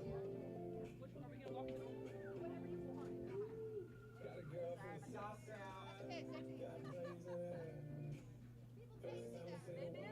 That's very true.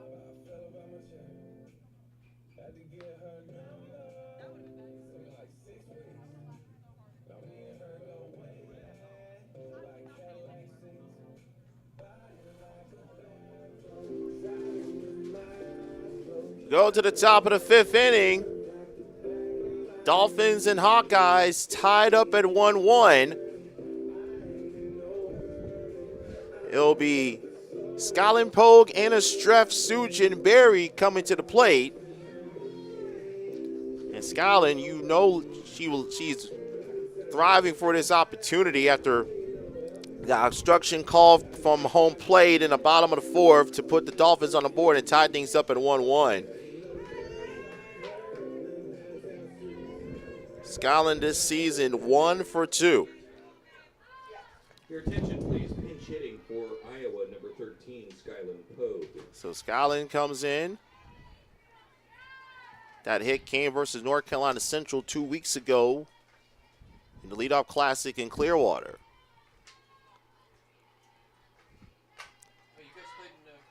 And it's the first pitch, fouls that one behind the Iowa dugout. That's 1 run, 2 hits, no errors for the Hawkeyes. They've left 4. 1 run, 4 hits, 2 errors for the Dolphins. They've left 6. Both teams getting on the board with a pair of RBI singles. That one outside. Count is even at 1-1.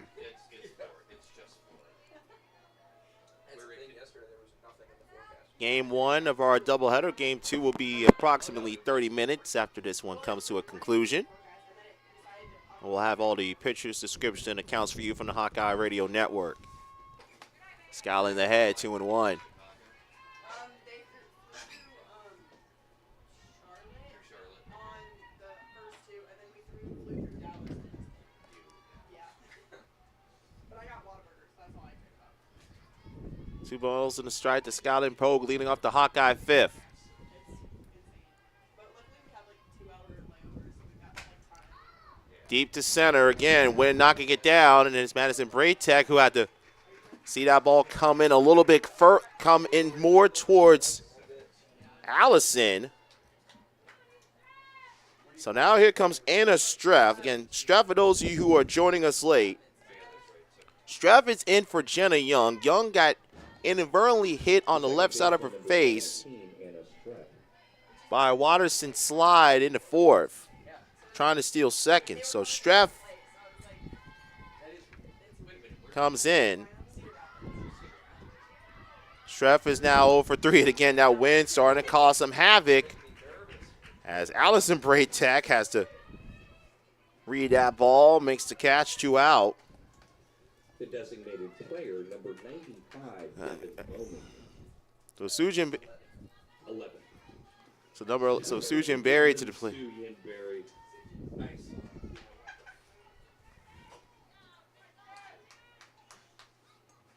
Berry takes the ball 1 low.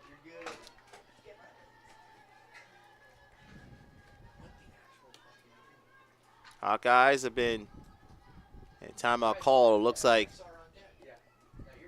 Harb is asking for, is she asking for a towel potentially, or it looks like he wants to have a chat with, looks like having a conversation with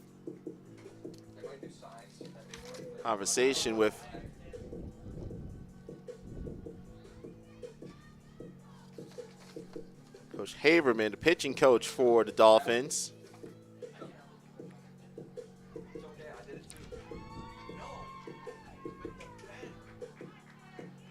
And the Haberman coming in. Their 3rd season as the pitching coach of the Dolphins. 5th season overall under Coach Erica Ayer's staff. 1-0. High and outside. Ball twirled on top of Harkis' helmet and fell behind her. 2-0.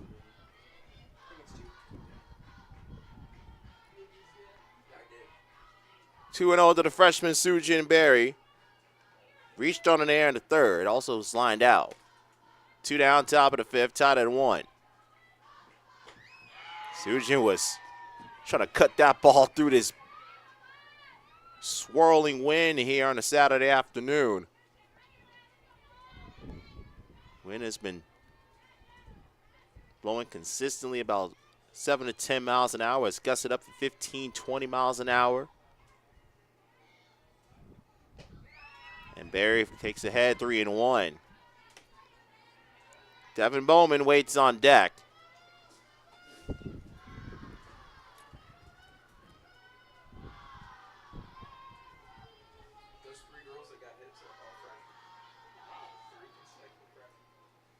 Wind now blowing out to left field.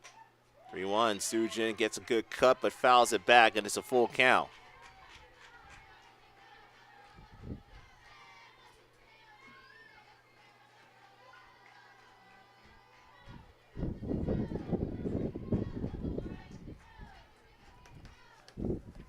Three balls and 2 strikes. Harp looking for her first strikeout since the 2nd.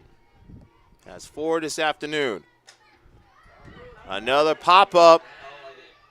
And it'll be Allison Braytech again. Now Wynn starting to give some trouble to the JU defense. Allison Braytech makes the catch, and for the first time since the first, Harb has a 1-2-3 frame. Dolphins with the momentum. We'll head to the home fifth, tied at 1 apiece. You're listening to Iowa Softball from Learfield.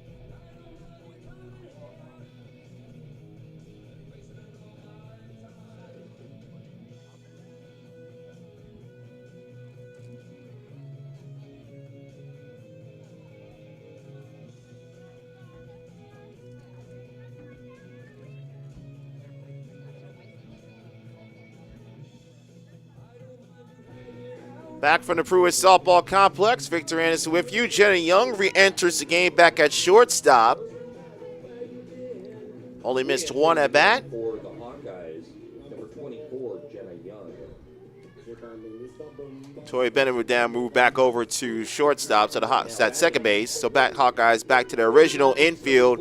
Diaz, Bennett, Young, and Barry around the infield. 2-3-4 coming up for the Dolphins. Hawkeyes, Allison Braytech, and Carter to the plate.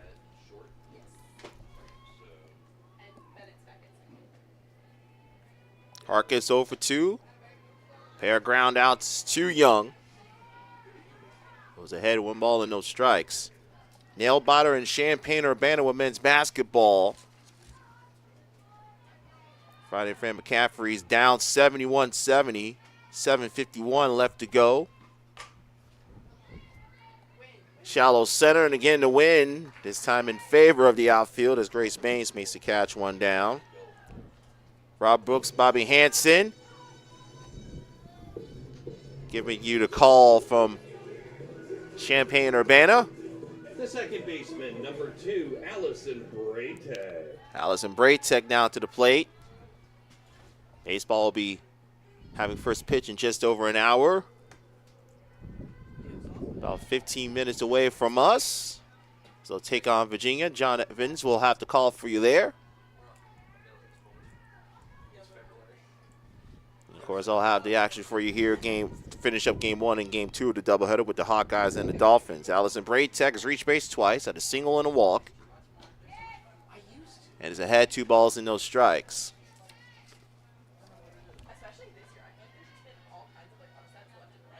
Adams 92 pitches, 51 strikes. I follow St. Mary's, but that's because it's 5 minutes from where I grew up. Now 4 hits, an earned run, 3 walks, 2 strikeouts. And gets past Barry. And Allison Braytech has now reached safely in all 3 plate appearances. She's 2 for 2. Her sister is Madison, and she has first.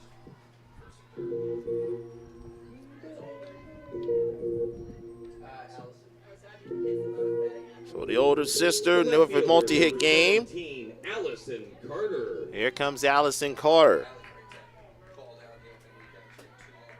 2 homers, 10 RBIs. Conference player of the week. Carter with the walk and a ground out back to Sammy Diaz. Ball that was hit relatively deep towards Sammy, who was playing a few feet in front of the outfield grass, and Sammy won the race to the base with a glove first slide. Up the ladder, 2 balls, no strikes.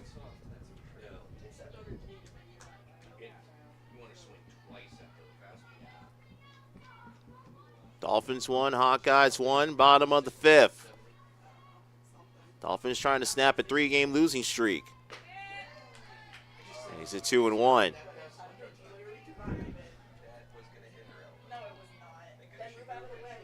We'll likely see in game 2 of the doubleheader Skylar Wagner, the freshman from Jacksonville, take on Devin Greer. We're a long way from that matchup. That one's gone to right. That gets inside the line. That's a fair ball. Carter goes to second. And it's second and third with one out for the Dolphins.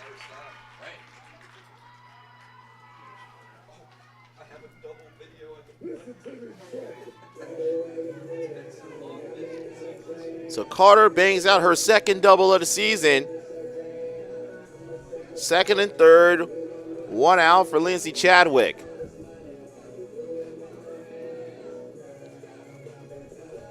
And Skyland Pogue will bring in the Iowa infield to discuss how they want to handle the situation with Chadwick at the plate. Second and third and one out.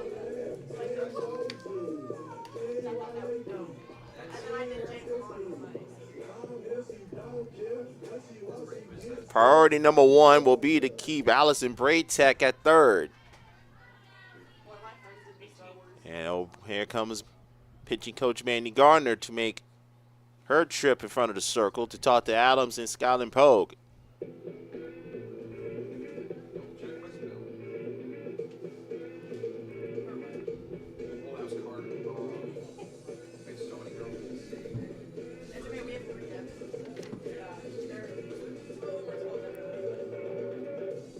Hawkeyes this season are 0-2 when Hawkeyes this season when they are not leading after 4 innings. They are 1-2 on the season.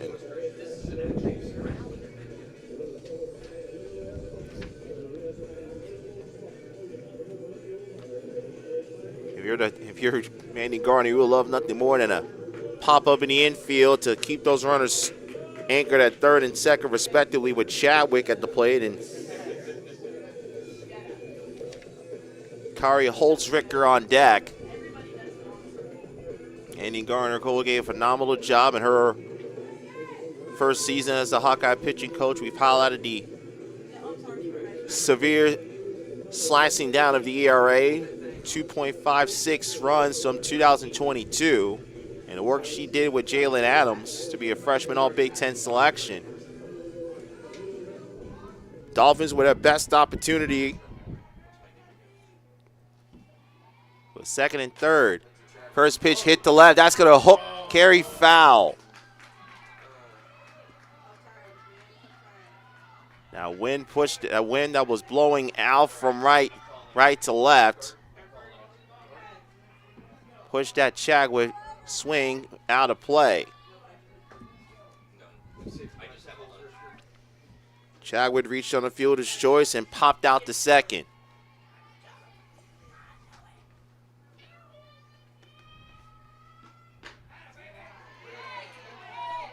Inside, count is even on ball, one strike.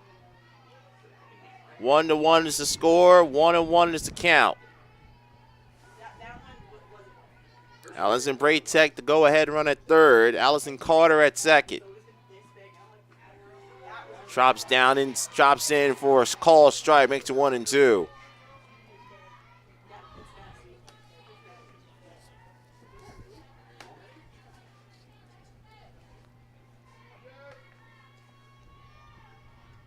Big pitch coming up for Jalen, the 1-2.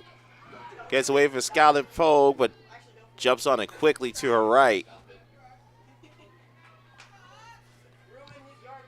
Braytech slightly thought about going from third, but didn't get too far away. Didn't get too far away for a jailbreak to home.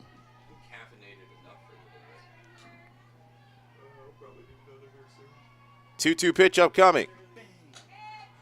Weak ground ball to Diaz. They'll get the tag. They'll get the. Say she missed the tag, and the Dolphins had the lead 3-2.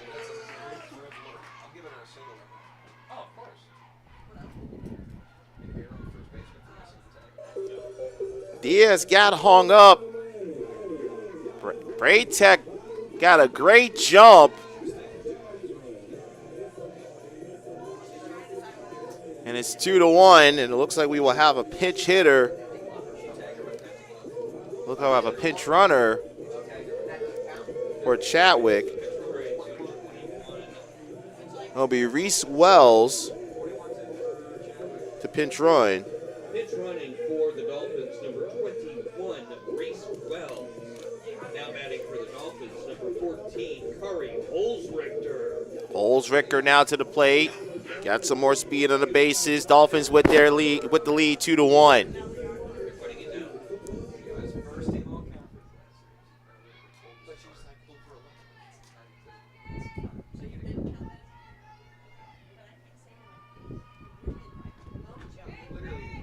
It's a strike 0-1. Chadwick will get the RBI single. That's her second RBI in the season. And now the former All-A Sun selection, who picked up her first hit of the season back in the second, comes to the plate. Runner was going and will retreat back on that foul ball by Holzrichter.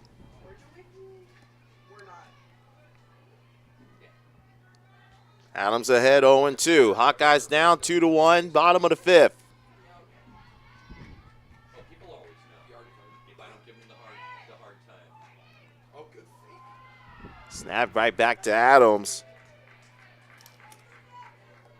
Don't want to give Carter a chance to break from home on the delayed double steal. A ball and 2 strikes. Dolphins with the chance to break this thing open. Adams delivers. Breaking ball back to Adams, knocks it down. Should have her out of home easily. And it was a breakdown. The runner scores all the way from second, and it's 3-1.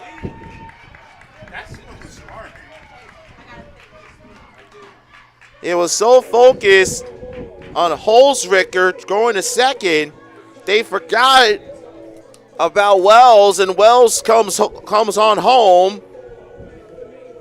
And a breakdown defensively for the Hawkeyes makes it 3-1.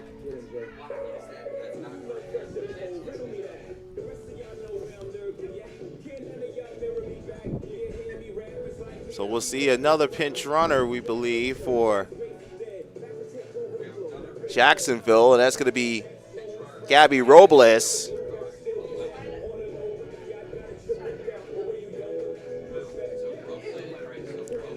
So Robles will pinch run at second for Holzrichter. Pinch running at second base for the Dolphins, number 11, Gabby Robles. 3-1 Jacksonville. And Daisy Watterson to the plate.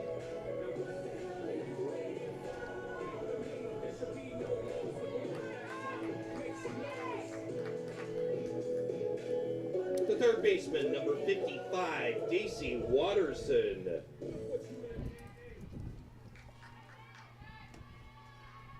So base running and lack of communication on the infield for the Hawkeyes cost them the third run.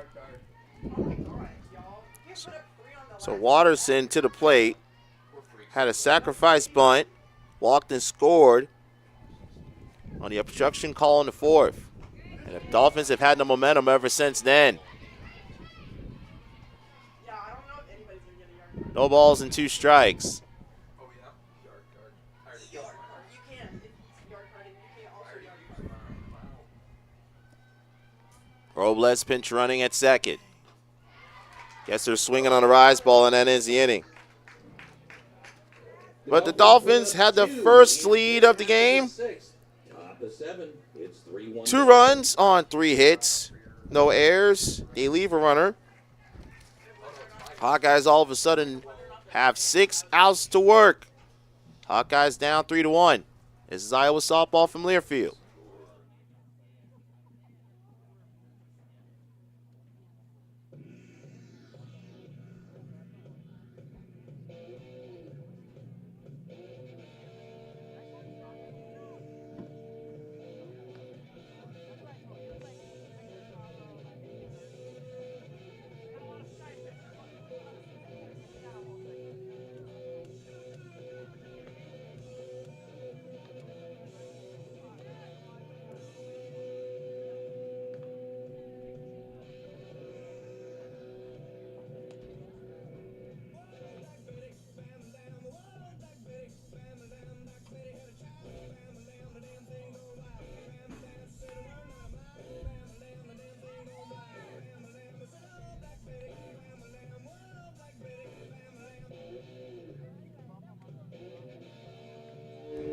Top of the 6th inning, Hawkeyes down 3-1. They will have 3, 4, and 5. 2 up. Bowman, Klosterman, and Baines.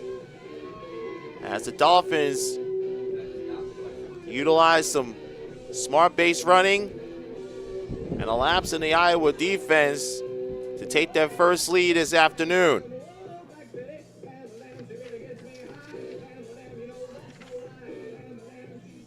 The designated player, number 95, Devin Bowman. Chadwick Holzricker re-entered the game for Jacksonville. Devin Bowman takes ball 1 low and outside. Jacksonville's defense in the outfield, Carter, Madison, Braytek, and Holzricker in the outfield from left to right. Watterson, Jones, Allison, Braytek, and Chadwick the infield from third to first. Hawkeyes doing the catching for Hart. And Bowman swings through and has the count even at a ball and a strike.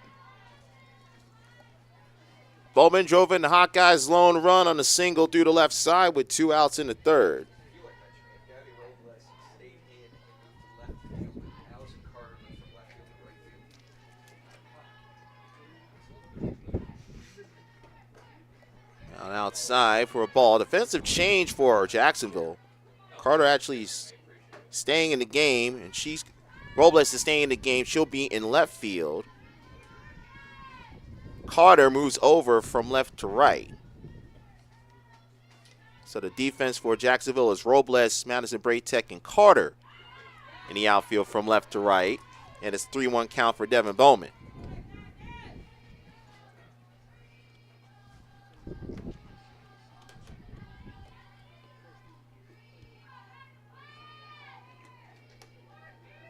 Harp has only allowed 2 hits so far today.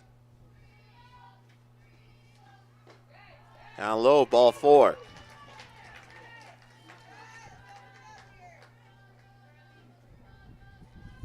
Second leadoff walk issued by Harp. So Bradley Klosterman will come to the plate, but not before Coach Renee Gillespie will see a pinch runner. It'll be Devin Simon.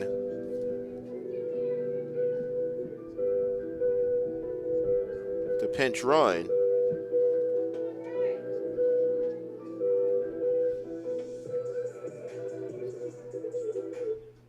Pinch running for the Hawkeyes, number 20, Devin Simon. So Simon will run at first for Bowman after the leadoff walk. Bradley Klosterman at the plate. Bradley today 0 for 2, reached on an air, and bounced out to first.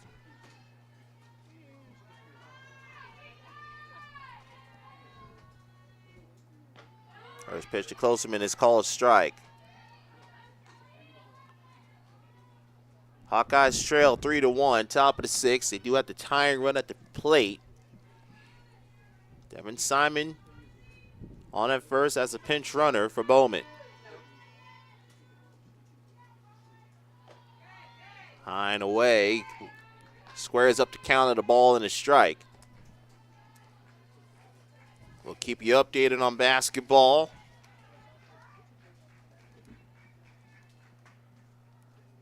Right now they're down by 10 in Champaign with 1:47 left to go. Slow roller. Bobbled, and there will be no play. Allison Braytek had to worry about for a brief second the pinch runner Simon, and that was just enough to take her eye off the ball. Eric, and now Pitching change, Ashley Hartwood. bring out a pitching change. It'll be Ashley Harwood will come on.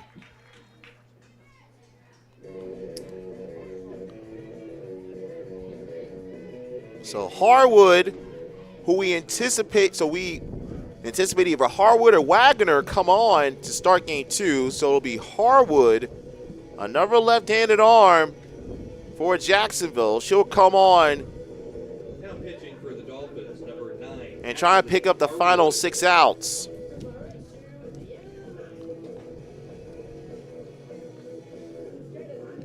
Allison Braytek will be charged with the air, so it's first and second, no out for Iowa. So Harb's afternoon comes to a close. She goes 5 innings, gives up 2 hits, an unearned run, walked 2, struck out 4, threw 73 pitches, 42 were strikes. The runners on base, all her responsibility. So Harwood comes in. She's making her fourth appearance, first out of the pen. She's 1-2 with a 3.09 ERA. 11 in the third innings pitched. Has allowed 10 hits, 10 runs, 5 of which were earned. Has walked 10 and struck out 5. Opponents are only hitting .217 against her. So the Hawkeyes have to be very patient. Gets the left-handed hurler for JU.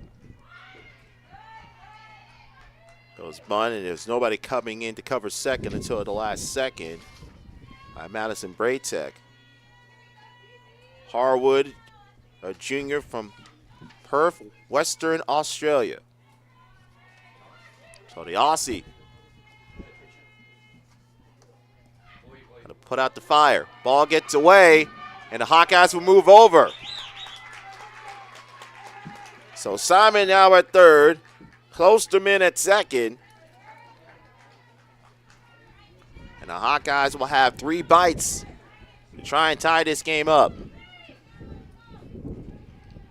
Of course, Grace, we know, had a phenomenal postseason that run to the NISC championship last year, and moments such as this. Almost caught the front of the jersey.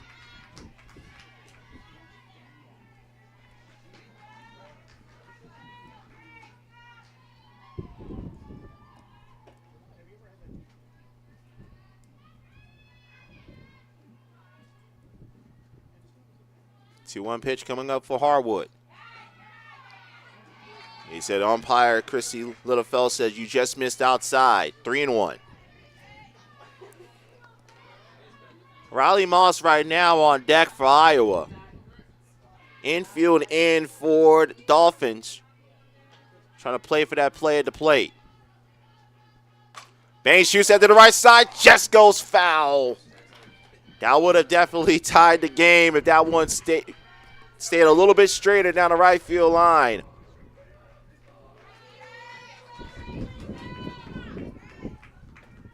Three balls and 2 strikes. Tying runs on board for the Hawkeyes. Devin Simon at third. Riley Klosterman at second. Harwood on in relief. The payoff pitch to Grace Baines. Here it comes. Baines drops that one to center field. That will tie game up. Simon scores. Klosterman rounds third. She slides and safe. Baines goes to second. GB once again comes through in the clutch. A game-tying 2-run single, and we're level at 3.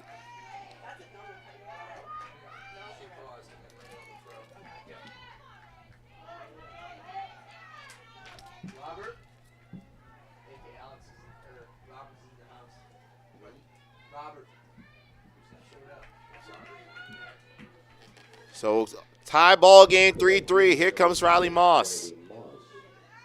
Both of those runs are charged to Harp, so her line is officially closed. We'll tell you about that when we have a moment.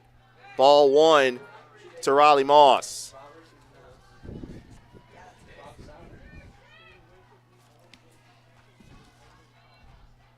Final numbers for Harp. 2 hits, 3 runs, 1 earned. So now the best she can get is a no decision. Harwood having trouble throwing that inside strike to the Hawkeye lefties.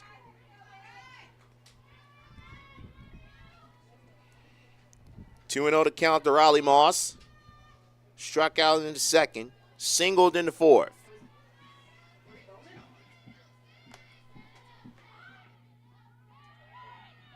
She goes after it for a strike. Throw was low to third, and Baines with the steal.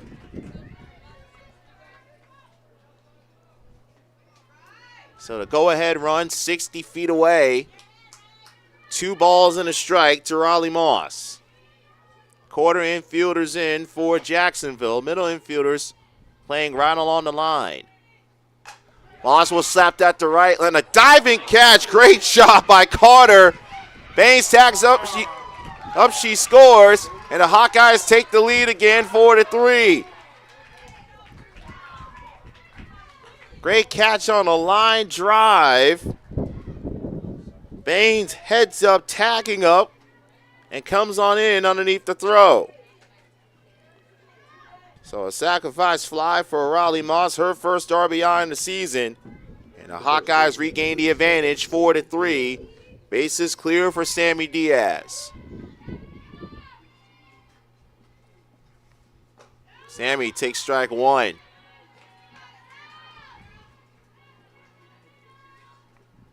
Harwood now giving up that run will be the pitcher of record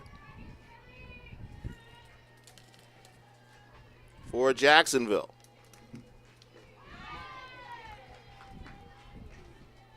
Diaz lays off the curveball, counts even at 1-1. Sammy today 0-2, both flyouts to right. There's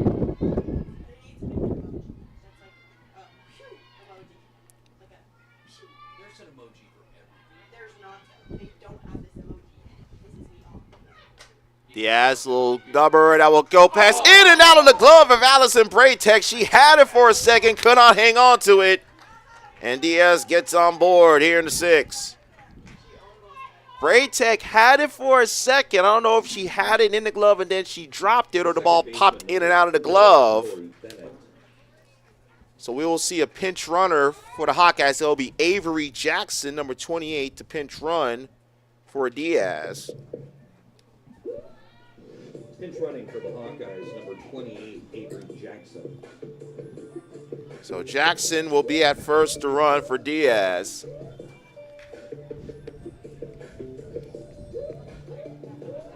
Diaz will get credited with the single before she is lifted for the pinch runner. Now Tori Bennett back to the plate. Bennett walked and scored in the 3rd. Grounded out to Harp to end the 4th. 1 out, 1 on. Hawkeyes up 1, 4-3. And it takes a first pitch strike from the Aussie left-hander. Australia, a very rich tradition in fast pitch. Emma Roberts, one of their all-time greats. Another left-hander, was a phenomenal standout at Memphis. Throw to first base, and oh, they got her. Jackson went too far off the reservation, and Hawkeyes made her pay with the snap throw. And a great job by the sophomore backstop to pick off Avery Jackson. So now Bennett's approach. Depth has to change with the bases empty and now 2 down. Jackson leaned a little bit too forward, a little bit too far towards second, and Hawkeyes made her pay off. Full penalty. 2-1 to Bennett. Now with 2 down in the 6th, Hawkeyes rallying back and take a 4-3 lead. A 2-run single from Grace Baines tied it up. And Riley Moss on a sacrifice fly on a line out to right gave the Hawkeyes the lead. Bennett fouls on one of the inside of the hands towards the Dolphins dugout.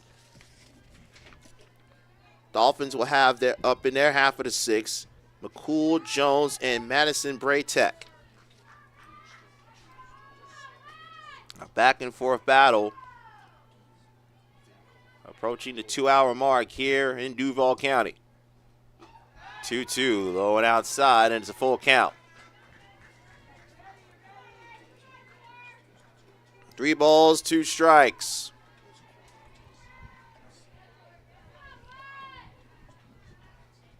Alan Pogue waits on deck. And at 3-2, that will just takes a quick bounce outside of third base line in front of Watterson. Foul, says Christine Littlefield, our home plate umpire.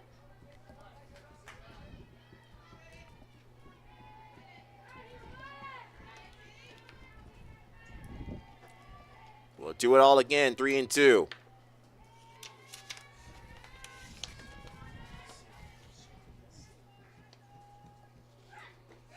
Low and outside, and Bennett draws to walk.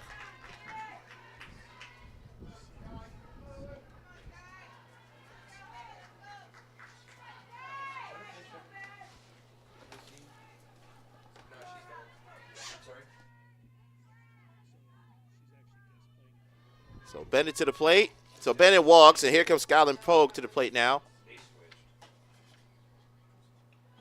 Skyland takes a strike. The catcher number 13, Skyland Pogue. Skyland 0 for 1.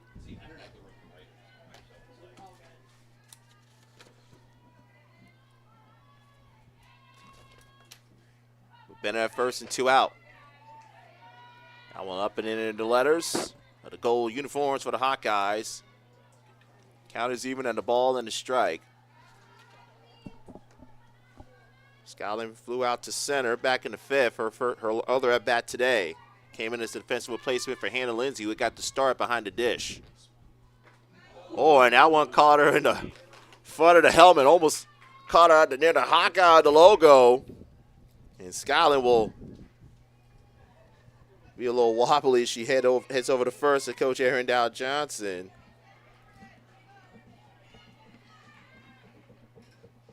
So back to the top of the order for Jenna Young.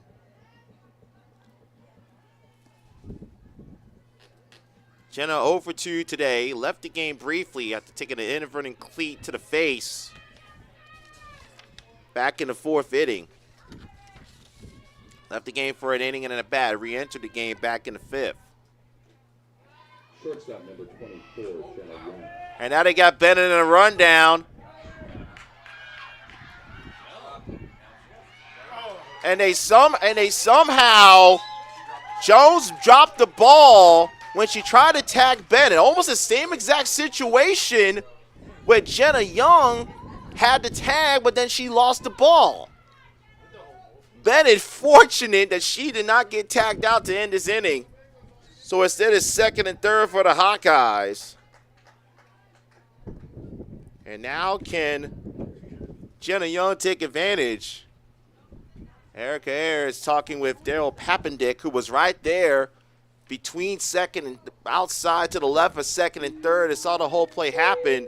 He saw Jones apply the tag, but she lost the handle on the softball. That's how Jenna Young had to tag at 2nd on the stolen base of Watterson and lost the ball going through. So now can the Hawkeyes take advantage of this second chance that's been afforded to them? 1-0 to count to the freshman Young. Hawkeyes up a run, trying to add more in the top of the 6th. Up above the Iowa in the black trim with white on the gold tops. 2 balls, no strikes to Young. Bennett at 3rd. Skyland Pogue at 2nd. 2 down. Hawkeyes already with 3 on the board.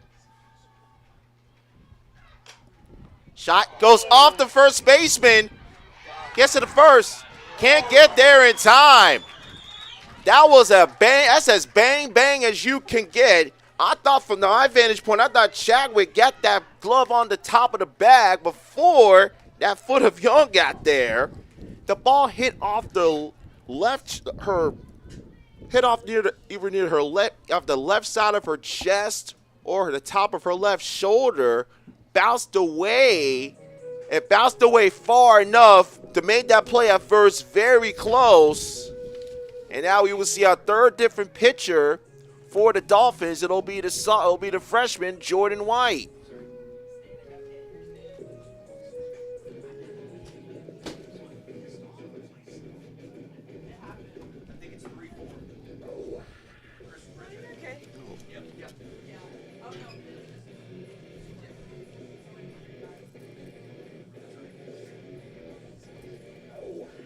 So it's a 5-3 lead for the Hawkeyes.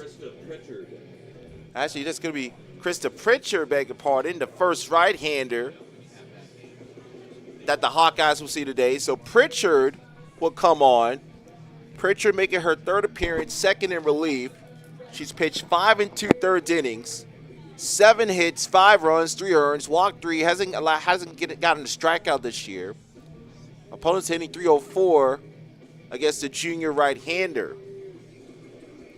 The Hawkeyes have scored 4 here in the top of the 6th. 3 different pitchers in an inning that has gone 30 minutes in counting.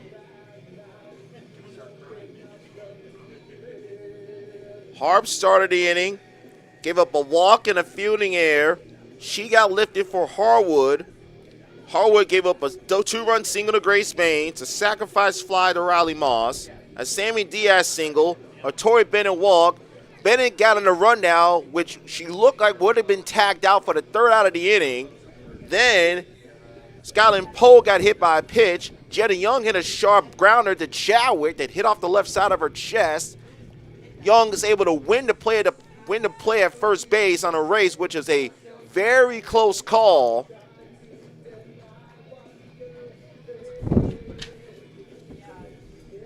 And the Hawkeyes have scored 4 here in the top of the 6th. They lead 5-3. And Sujin Berry steps to the plate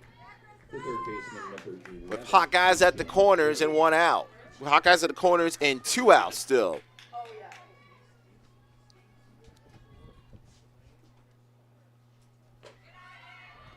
Berry takes the ball, and Young scurries on over to take away that force.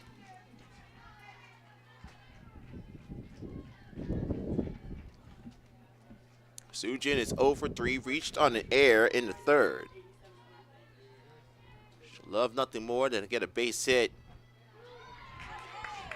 and give a little bit more breathing room for Jalen Adams.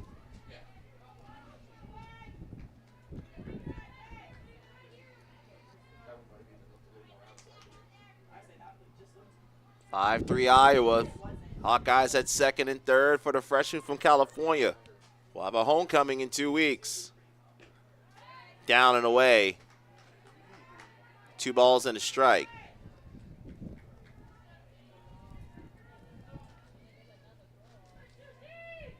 By the way, they're playing for Jenny Young. They're going to give her an infield single and an RBI that scored Bennett. Berry off the glove of the pitcher.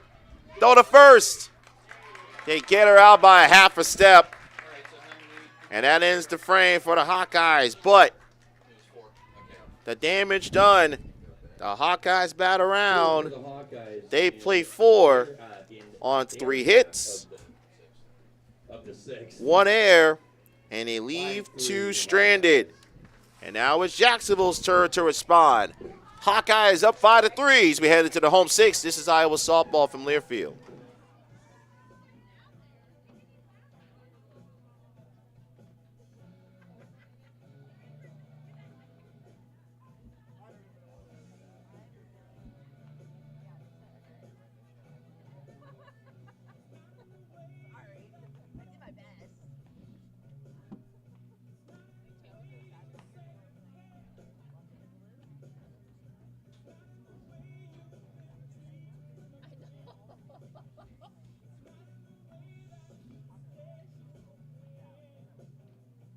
Now pitching for the Hawkeyes, number 34, Jamie Ojo. 7-7.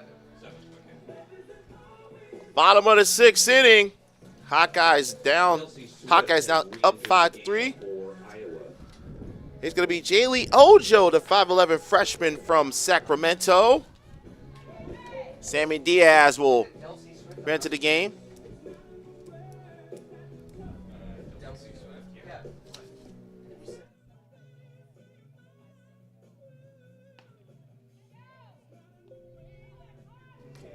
Ojo this season making her second appearance. The other one came when she got the start versus North Carolina Central 2 Saturdays ago on her birthday. She pitched an inning and 2/3, walked 5, struck out 3, had a wild pitch, didn't give up any runs. So the freshman from Sacramento tasked to get the final 6 outs, or at least get the first 3 outs for the Hawkeyes in the home 6. She'll deal with McCool, Jones, and Madison Braytech. Designated player number 12, Tatum McCool. McCool with the RBI single in the 4th that tied the game at 1, which seems like ages ago. In for strike 1. Final line for Jalen Adams. 5 innings, 7 hits, 3 runs, 3 walks, 3 strikeouts on 106 pitches. And Ojo quickly ahead 0-2. Ojo trying to shut the door on a 5th victory on the season for the Hawkeyes and clinch their 6th straight winning trip to the Sunshine State under Coach Gillespie's stewardship. Up high, ball and 2 strikes. Sammy Diaz ranches the game at first. Hawkeye defense remains the same. Klosterman, Baines, and Moss, your outfield from left to right. Barry, Young, Bennett, Diaz, the infield, third to first. Skyland Pogue doing the catching for Jaylee Ojo. Ojo ahead 1-2. Check swing. He saw that movement that forced McCool to hold up her swing. Game just over the 2-hour mark. That top of the 6th took over half an hour. Hawkeyes batter around, saw 3 different Dolphins in the circle. Swing and a miss, strike 3. How about Jaylee Ocho coming in and picking up the strikeout of Tatum McCool? The shortstop, number 10, Jazz Jones. Here's the shortstop, Jazz Jones. Jones has had an eventful day in the field.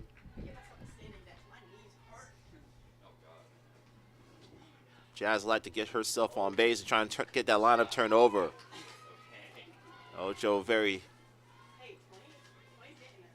hard-throwing freshman. Coach Renee Gillespie, when she was talking to in the circle or in the fall, was very optimistic with this young crop of arms that pitching coach Manning Gardner Colgate got to mold and develop during the fall. And Ojo has been one of those arms. You're seeing that right now. 1-1 to count. To fellow rookie Jazz Jones. That was misses outside. 2-1. Most of our pitchers do. We only have like a couple that don't throw. Wind has calmed down slightly. And I say slightly in quotation marks. Got, I think 5 or 6. Devin Greer's probably going to start the second. 2-1. Now low to shoe tops. 3 balls and a strike. Addison Braytech on deck. Our backup hitter is our left fielder, right fielder, Haley Down, typically. So just depends on the day. 3 balls and a strike. Jaylee Ojo in relief of Jalen Adams to pitch. Misses his spot, ball 4. Jones with the walk.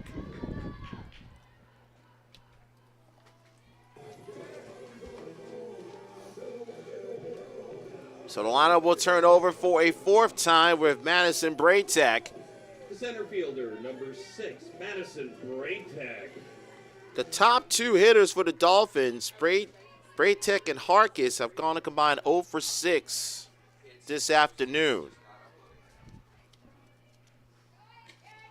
Outside by ball 1. By comparison, the Hawkeyes' top 2 hitters, Young and Barry, with a cameo by Anna Streff in the 5th. They've reached base twice out of 8 appearances. It's been the rest of the order that has done the work for these 2 lineups. Strike 1, says Christine Littlefeld behind the plate. Jason Smith behind first base. Daniel Papendick over at third. Umpires have had a lot on their plates in this first game of our twin bill this Saturday afternoon here in Duval County. Lines down 1 past Sujin Berry. And the Dolphins will have the tying runs aboard. And the go-ahead run will come to the plate in the form of Avery Hawkeyes.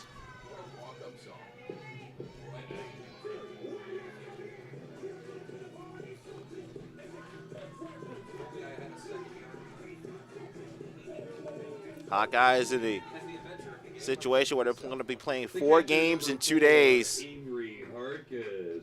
So now you're going to have opportunities for Ojo and Devin Greer, who'll likely start game 2. Haley down as well. Strike 1 for Ojo. Hawkeyes 0 for 3. A pair of ground outs to short and a fly out to center. Dolphins have been very scrappy in spite of their record this season. As a strike 0-2. They battled Notre Dame back and forth, lost that game 6-4. They actually led Harvard 1-0 yesterday in their game, but the Crimson picked up 4 unanswered to win that game in 6 innings, 4-1.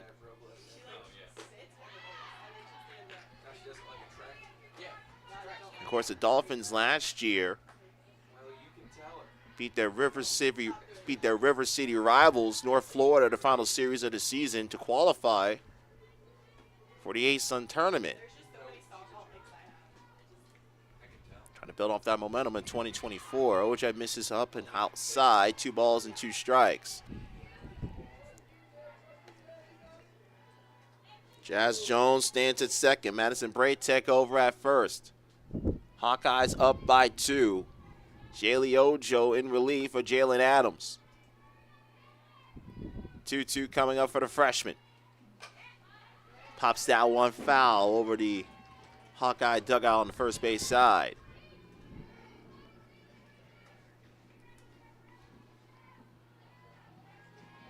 Game 2 of our doubleheader will be 30 minutes following the final pitch of Game 1. And plenty still to be decided. This is up high, and it's a full count.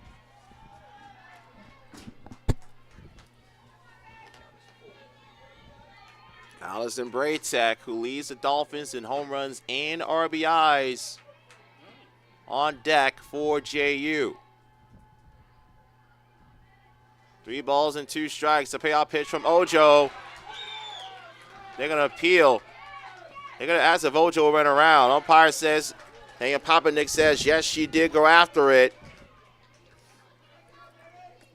And strikeout number 2 for Ojo. Big strikeout for the freshman. And here comes Allison Braytek.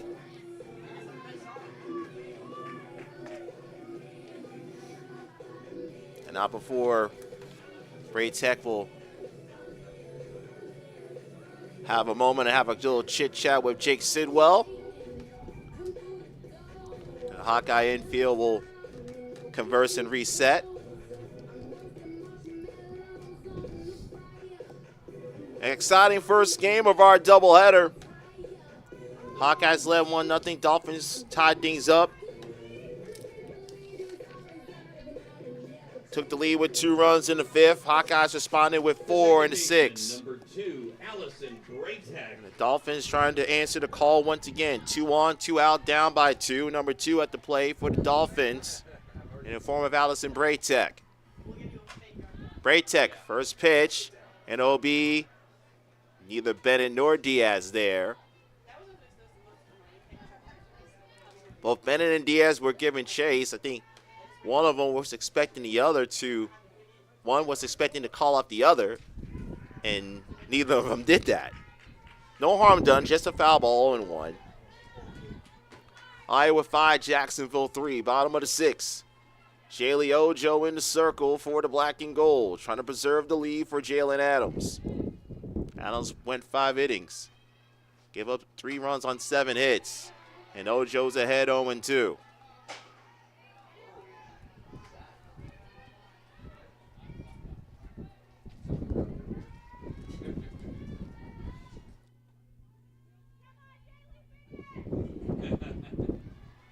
Oh and 2. Ojo with 2 strikeouts in this inning.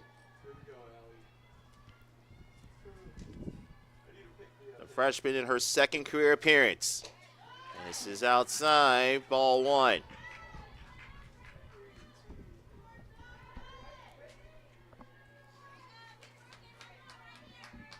It's been a back and forth battle in the first ever meeting between these 2 foes.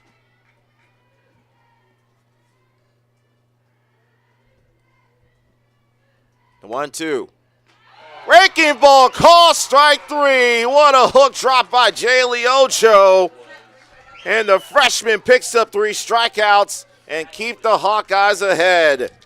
A nasty looking pitch from the California rookie keeps the Hawkeyes out in front. No runs on 1 hit. 2 Dolphins left on base. 6 in the books in Duval County.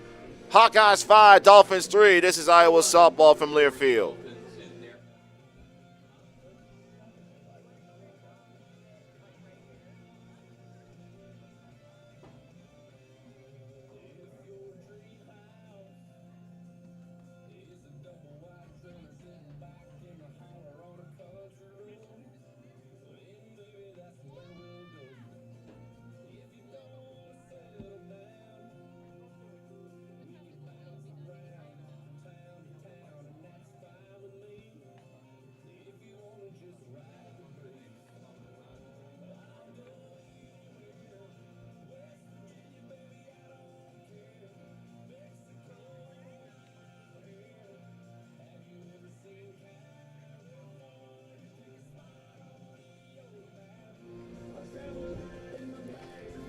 Mount Hawkeye fans, action still coming up here on the Hawkeye Radio Network. Iowa baseball back in action in about 20 minutes time across the bridge as they'll take on the number 14 Virginia Cavaliers. John Evans will have the call for you of that one here on the Hawkeye Radio Network, and I'll have game 2 between the Dolphins and the Hawkeyes here from the Pruitt Softball Complex.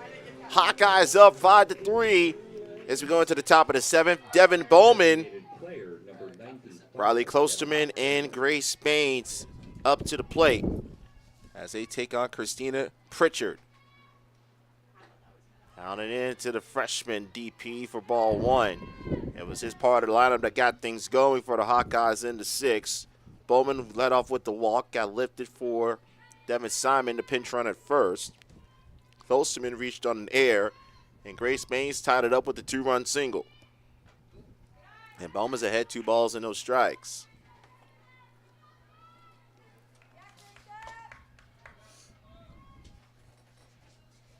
Five runs, 5 hits, no errors for the Hawkeyes. 3 runs, 8 hits, 3 errors for Jacksonville. Hawkeyes have stranded 6. Dolphins have stranded 9. Bowman, right center, who will come up with it. It'll be Madison Braytech, 1 out.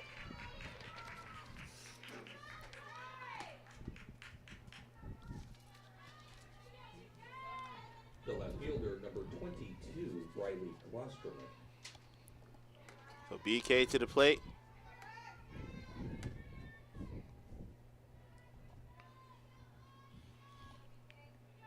Klosterman has reached base twice, both on the air. She's officially 0 for 3. And BK takes a 1-hopper in the dirt in front of Hawkeyes, ball 1.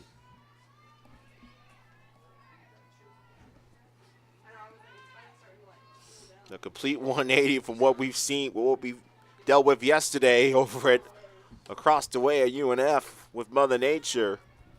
It was cold, rainy, misty. Let's be honest, downright miserable conditions. A far cry from it here this afternoon.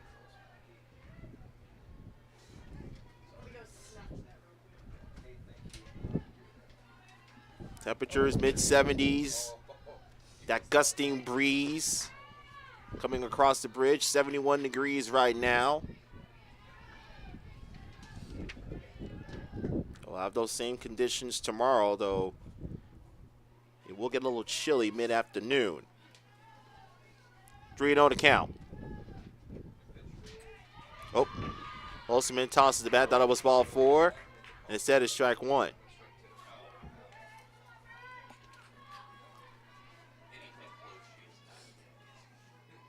Wind now blowing in, swirling from right center, almost coming from straight away center field. Cue ball in the 3-1, roll over to Allison Braytech, gets it to Chadwick for out number 2.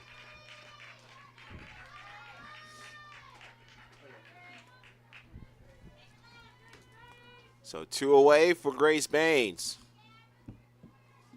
The center fielder, number 23, Grace Baines. Baines, the game-tying 2-run single to right center in the 6th. 1 for 3 for GB. And falls behind 0-1. Jacksonville will have due up in the 7th. Carter, Chadwick, and Holzrichter. 4, 5, and 6. Low and inside to even up the count. Hawkeyes 5, Dolphins 3. top of the 7th. We still got another game with this doubleheader coming up.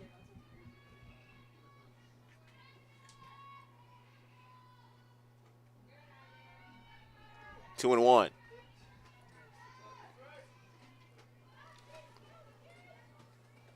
Mays came in hitting an even 300. He only had 1 RBI on the season. Double that total with that 2-run single to tie things up in the 6th. Almost skipped over the shoe tops and almost thought to call it the top of the shoe. So instead it's 3 and 1. Third different pitcher Baines has faced in her last 3 at-bats. Faced Harper in the 2nd, she flew out. Got the single off of Harwood to greet her in the 6th. And now will walk off of Pritchard in the 7th.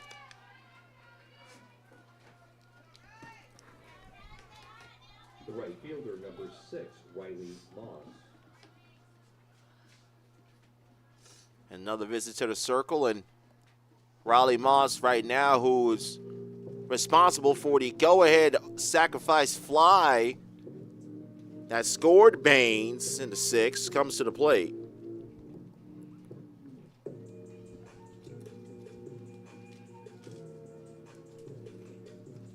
The Hawkeyes this season, or the last 2 seasons, have been strong when they lead after 5 innings. Iowa 25-2 this season, 25-2 last season when they led after 5 innings. And so far this season are 2-1 when they lead after 5. That lone blemish came in Clearwater versus Notre Dame in the NFCA Leadoff Classic. Fighting Irish got 3 runs in the 6th to knock off the Hawkeyes by a score of 5-4.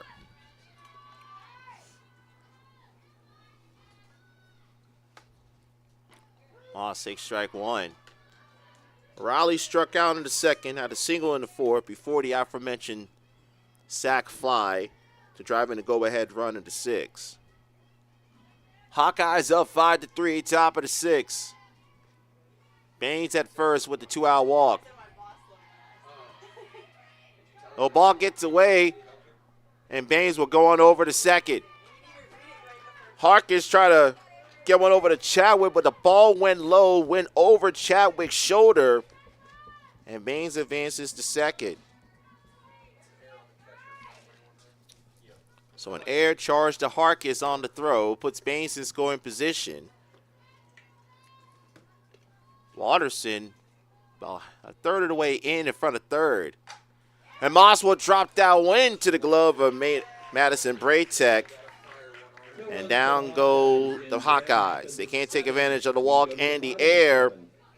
Iowa leads by 3. Hawkeyes now 3 outs away from picking up their 5th victory on the season. Middle of the order coming up for the Dolphins. We return. You're listening to Iowa Softball from Learfield.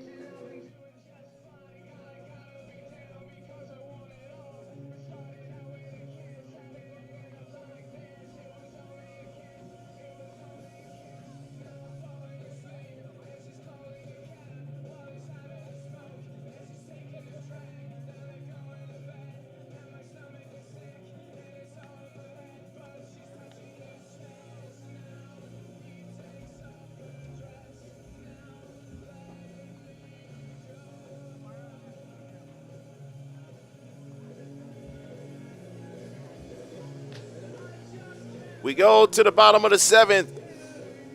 Jaylee Ojo back on the circle, trying to pick up the final 3 outs and put the Hawkeyes to their 5th win of the season. Victor Anderson back with you from the Pruitt Softball Complex in Jacksonville, Florida on a gorgeous Saturday afternoon. A back-and-forth battle that the Hawkeyes took control thanks to a 4-run 6th inning. And the Hawkeyes lead 5-3. It'll be Carter, Chadwick, and Holstricker. 4, 5, 6 coming up for Jacksonville. Carter walked in the 1st, grounded out to 1st, and doubled in the 5th. Fielder number 17, Allison Carter. Carter to the plate. Jaylee Ojo back to work. First pitch from the freshman. Let her high strike, says Christine Littlefeld behind the plate. Jalen Adams pitched the first 5 innings. The Hawkeyes gave her the lead in the top half of the 6th. Jaylee Ojo came in, gave up a walk, a single, and struck out 3 Dolphins, including back-to-back with first and second in the 6th. And is ahead 0-2 to the junior outfielder, Allison Carter.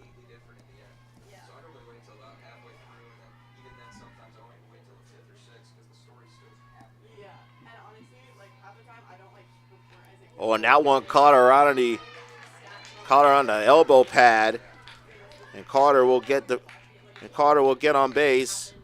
And it'll bring up Lindsey Chadwick. That's the tying run.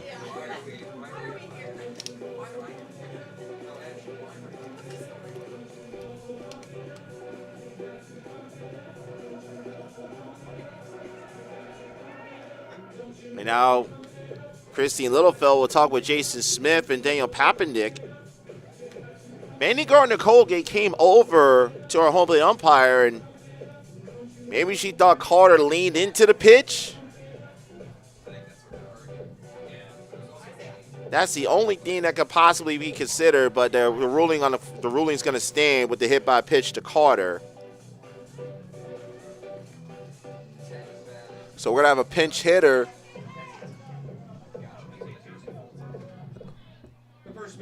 It'll be Chadwick. So Chadwick up.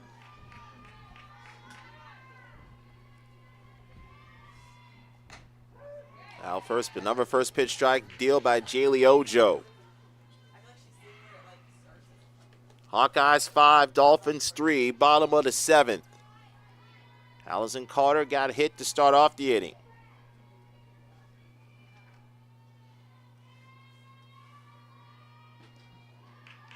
Low. No swing by Chadwick. Count is at a ball and a strike.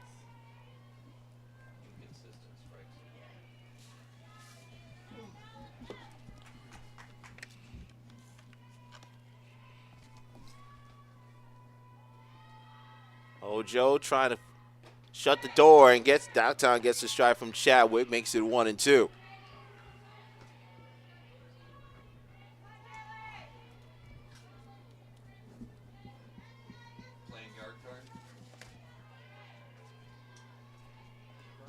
One ball and 2 strikes. Ojo looking for her 4th strikeout. Doesn't pick it up there. 2-2.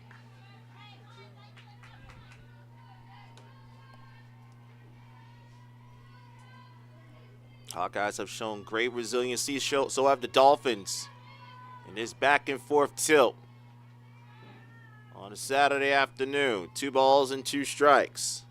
Ojo misses on the corner, 3-2.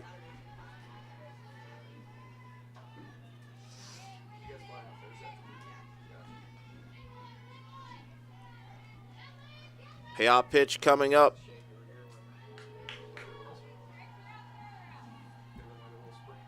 Appears we'll have a pinch hitter on deck. It looks like it's going to be Corin Kennedy. In the air to left.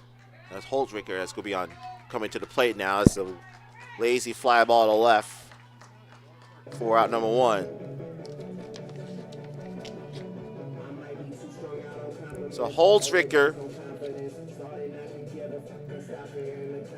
who's faced twice. Kari Holtrichter steps to the plate. Her team down by 2, and now with 2 outs to work with.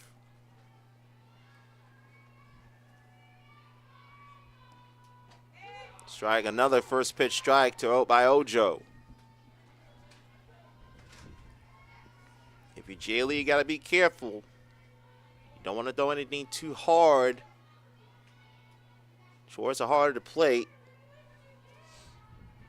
But the wind is blowing back in, but almost at the same level as it was when this game started. Nice stop behind the plate by Skylar Pogue behind the plate. Hawkeyes defense. Moss, Baines, Klosterman in the outfield, right to left. Diaz, Bennett, Young, Barry, the infield first to third. Skylar Pogue during the catching. Jaylee Ojo in the circle. Trying to pick up her first career save. To left, that will drop down for a base hit. And the Dolphins will bring the winning run to the plate in the form of Daisy Watterson. So Holzrichter, after going 0 for 9 to start the season, has now picked up 2 hits. So Madison Reynolds Pitch running for the Dolphins. will run at first. Madison Reynolds.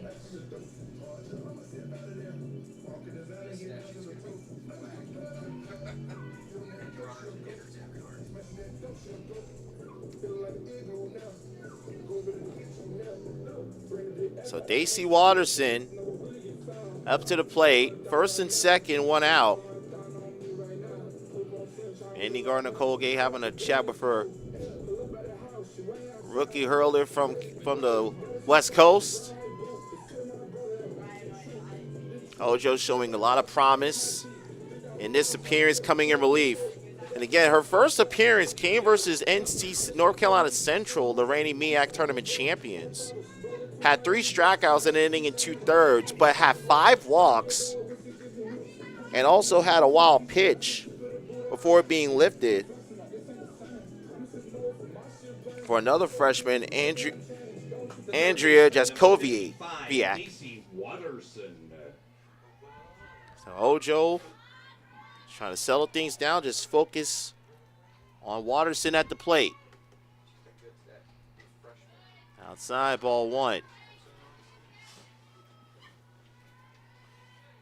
Dolphins down 5-3, bottom of the 7th.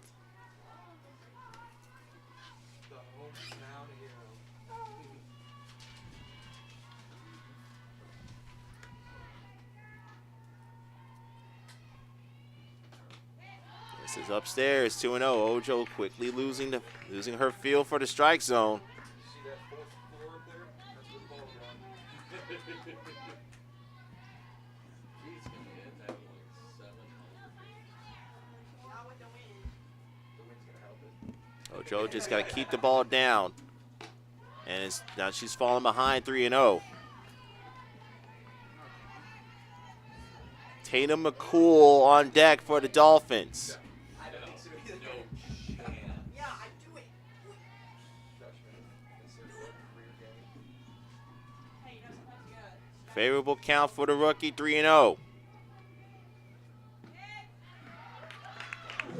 Ball 4 and the bases are loaded.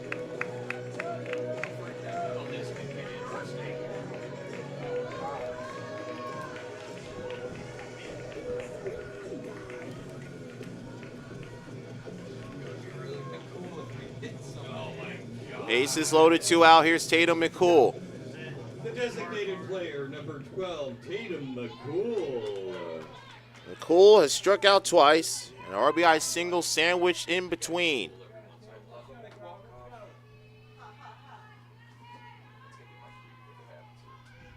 love a good walk. McCool falls behind 0-1. And it just sounds like you're going with the McDonald's. Carter at third. Reynolds at second. She's the tying one. Watterson the winning run at first. J.C. Ojo tasked to protect this 5-3 Iowa lead. Inside, a ball and a strike. 5 o'clock here in Jacksonville. You're listening to Iowa softball coast to coast around the world on the Hawkeye Radio Network. Victor Anderson, glad that you're with us. Tense moments right now here at the Pruitt Softball Complex. Fouls that one back. Makes it 1-2.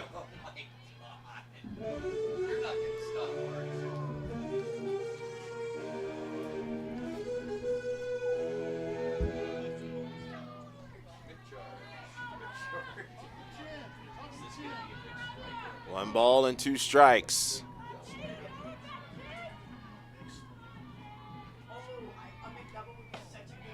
Line outside, 2-2.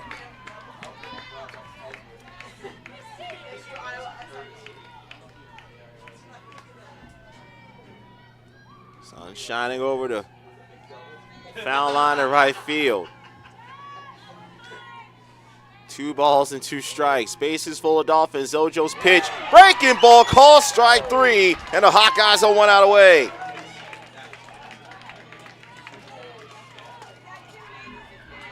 So 2 down. And it'll be up to the shortstop, Jazz Jones.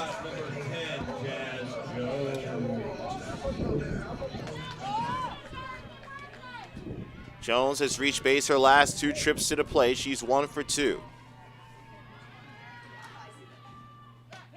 Alex misses away and up, ball 1. Iowa baseball underway versus Virginia. John Evans with the call for that one. We'll give you updates on that during game number 2.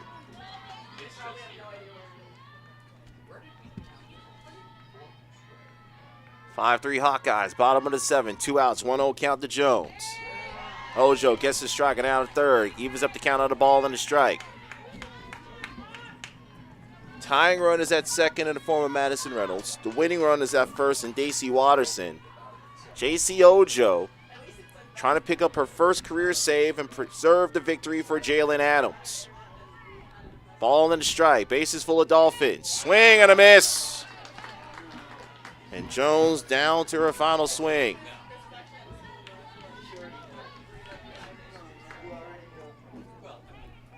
You have to watch out for that changeup if you're Jones. That's how McCool got froze to strike out that just a few moments ago. 1 ball and 2 strikes. Ojo. Iowa faithful thought was going to be strike 3 in ball game, but instead it's 2-2.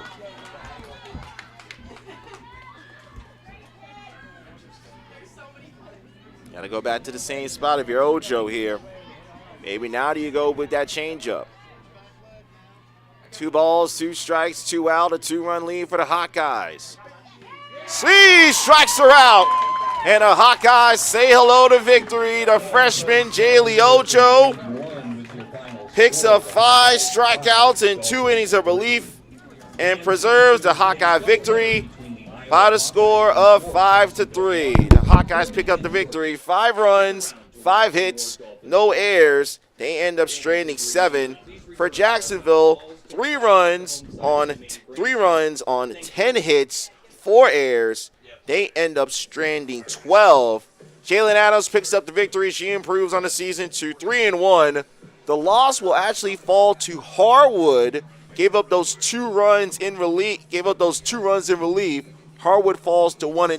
Jaylee Ojo picks up her first career save. Hawkeyes now improve on the season to 5-3, while the Dolphins fall to 3-9 in 2024. That will put a bow on game number 1. Everybody go ahead and recollect yourselves if possible. Get your oxygen tanks and refresh yourselves. Game 2 will be coming up at about 5:35 Eastern time. We'll be on the air at 5:30 to recap game 1 and get you set for game 2 of this doubleheader between the Hawkeyes and the Dolphins. Victor Anderson saying signing off for now. You'll be listening to Iowa softball coast to coast and around the world here in the Hawkeye Radio Network from Learfield. Hawkeyes pick up the come-from-behind victory in game 1 of our Twin Bell by a 5-3 score. We'll talk to you at 5:30 to paint the picture for game 2 of our Twin Bell. Until then, we say so long for now. This has been Iowa softball.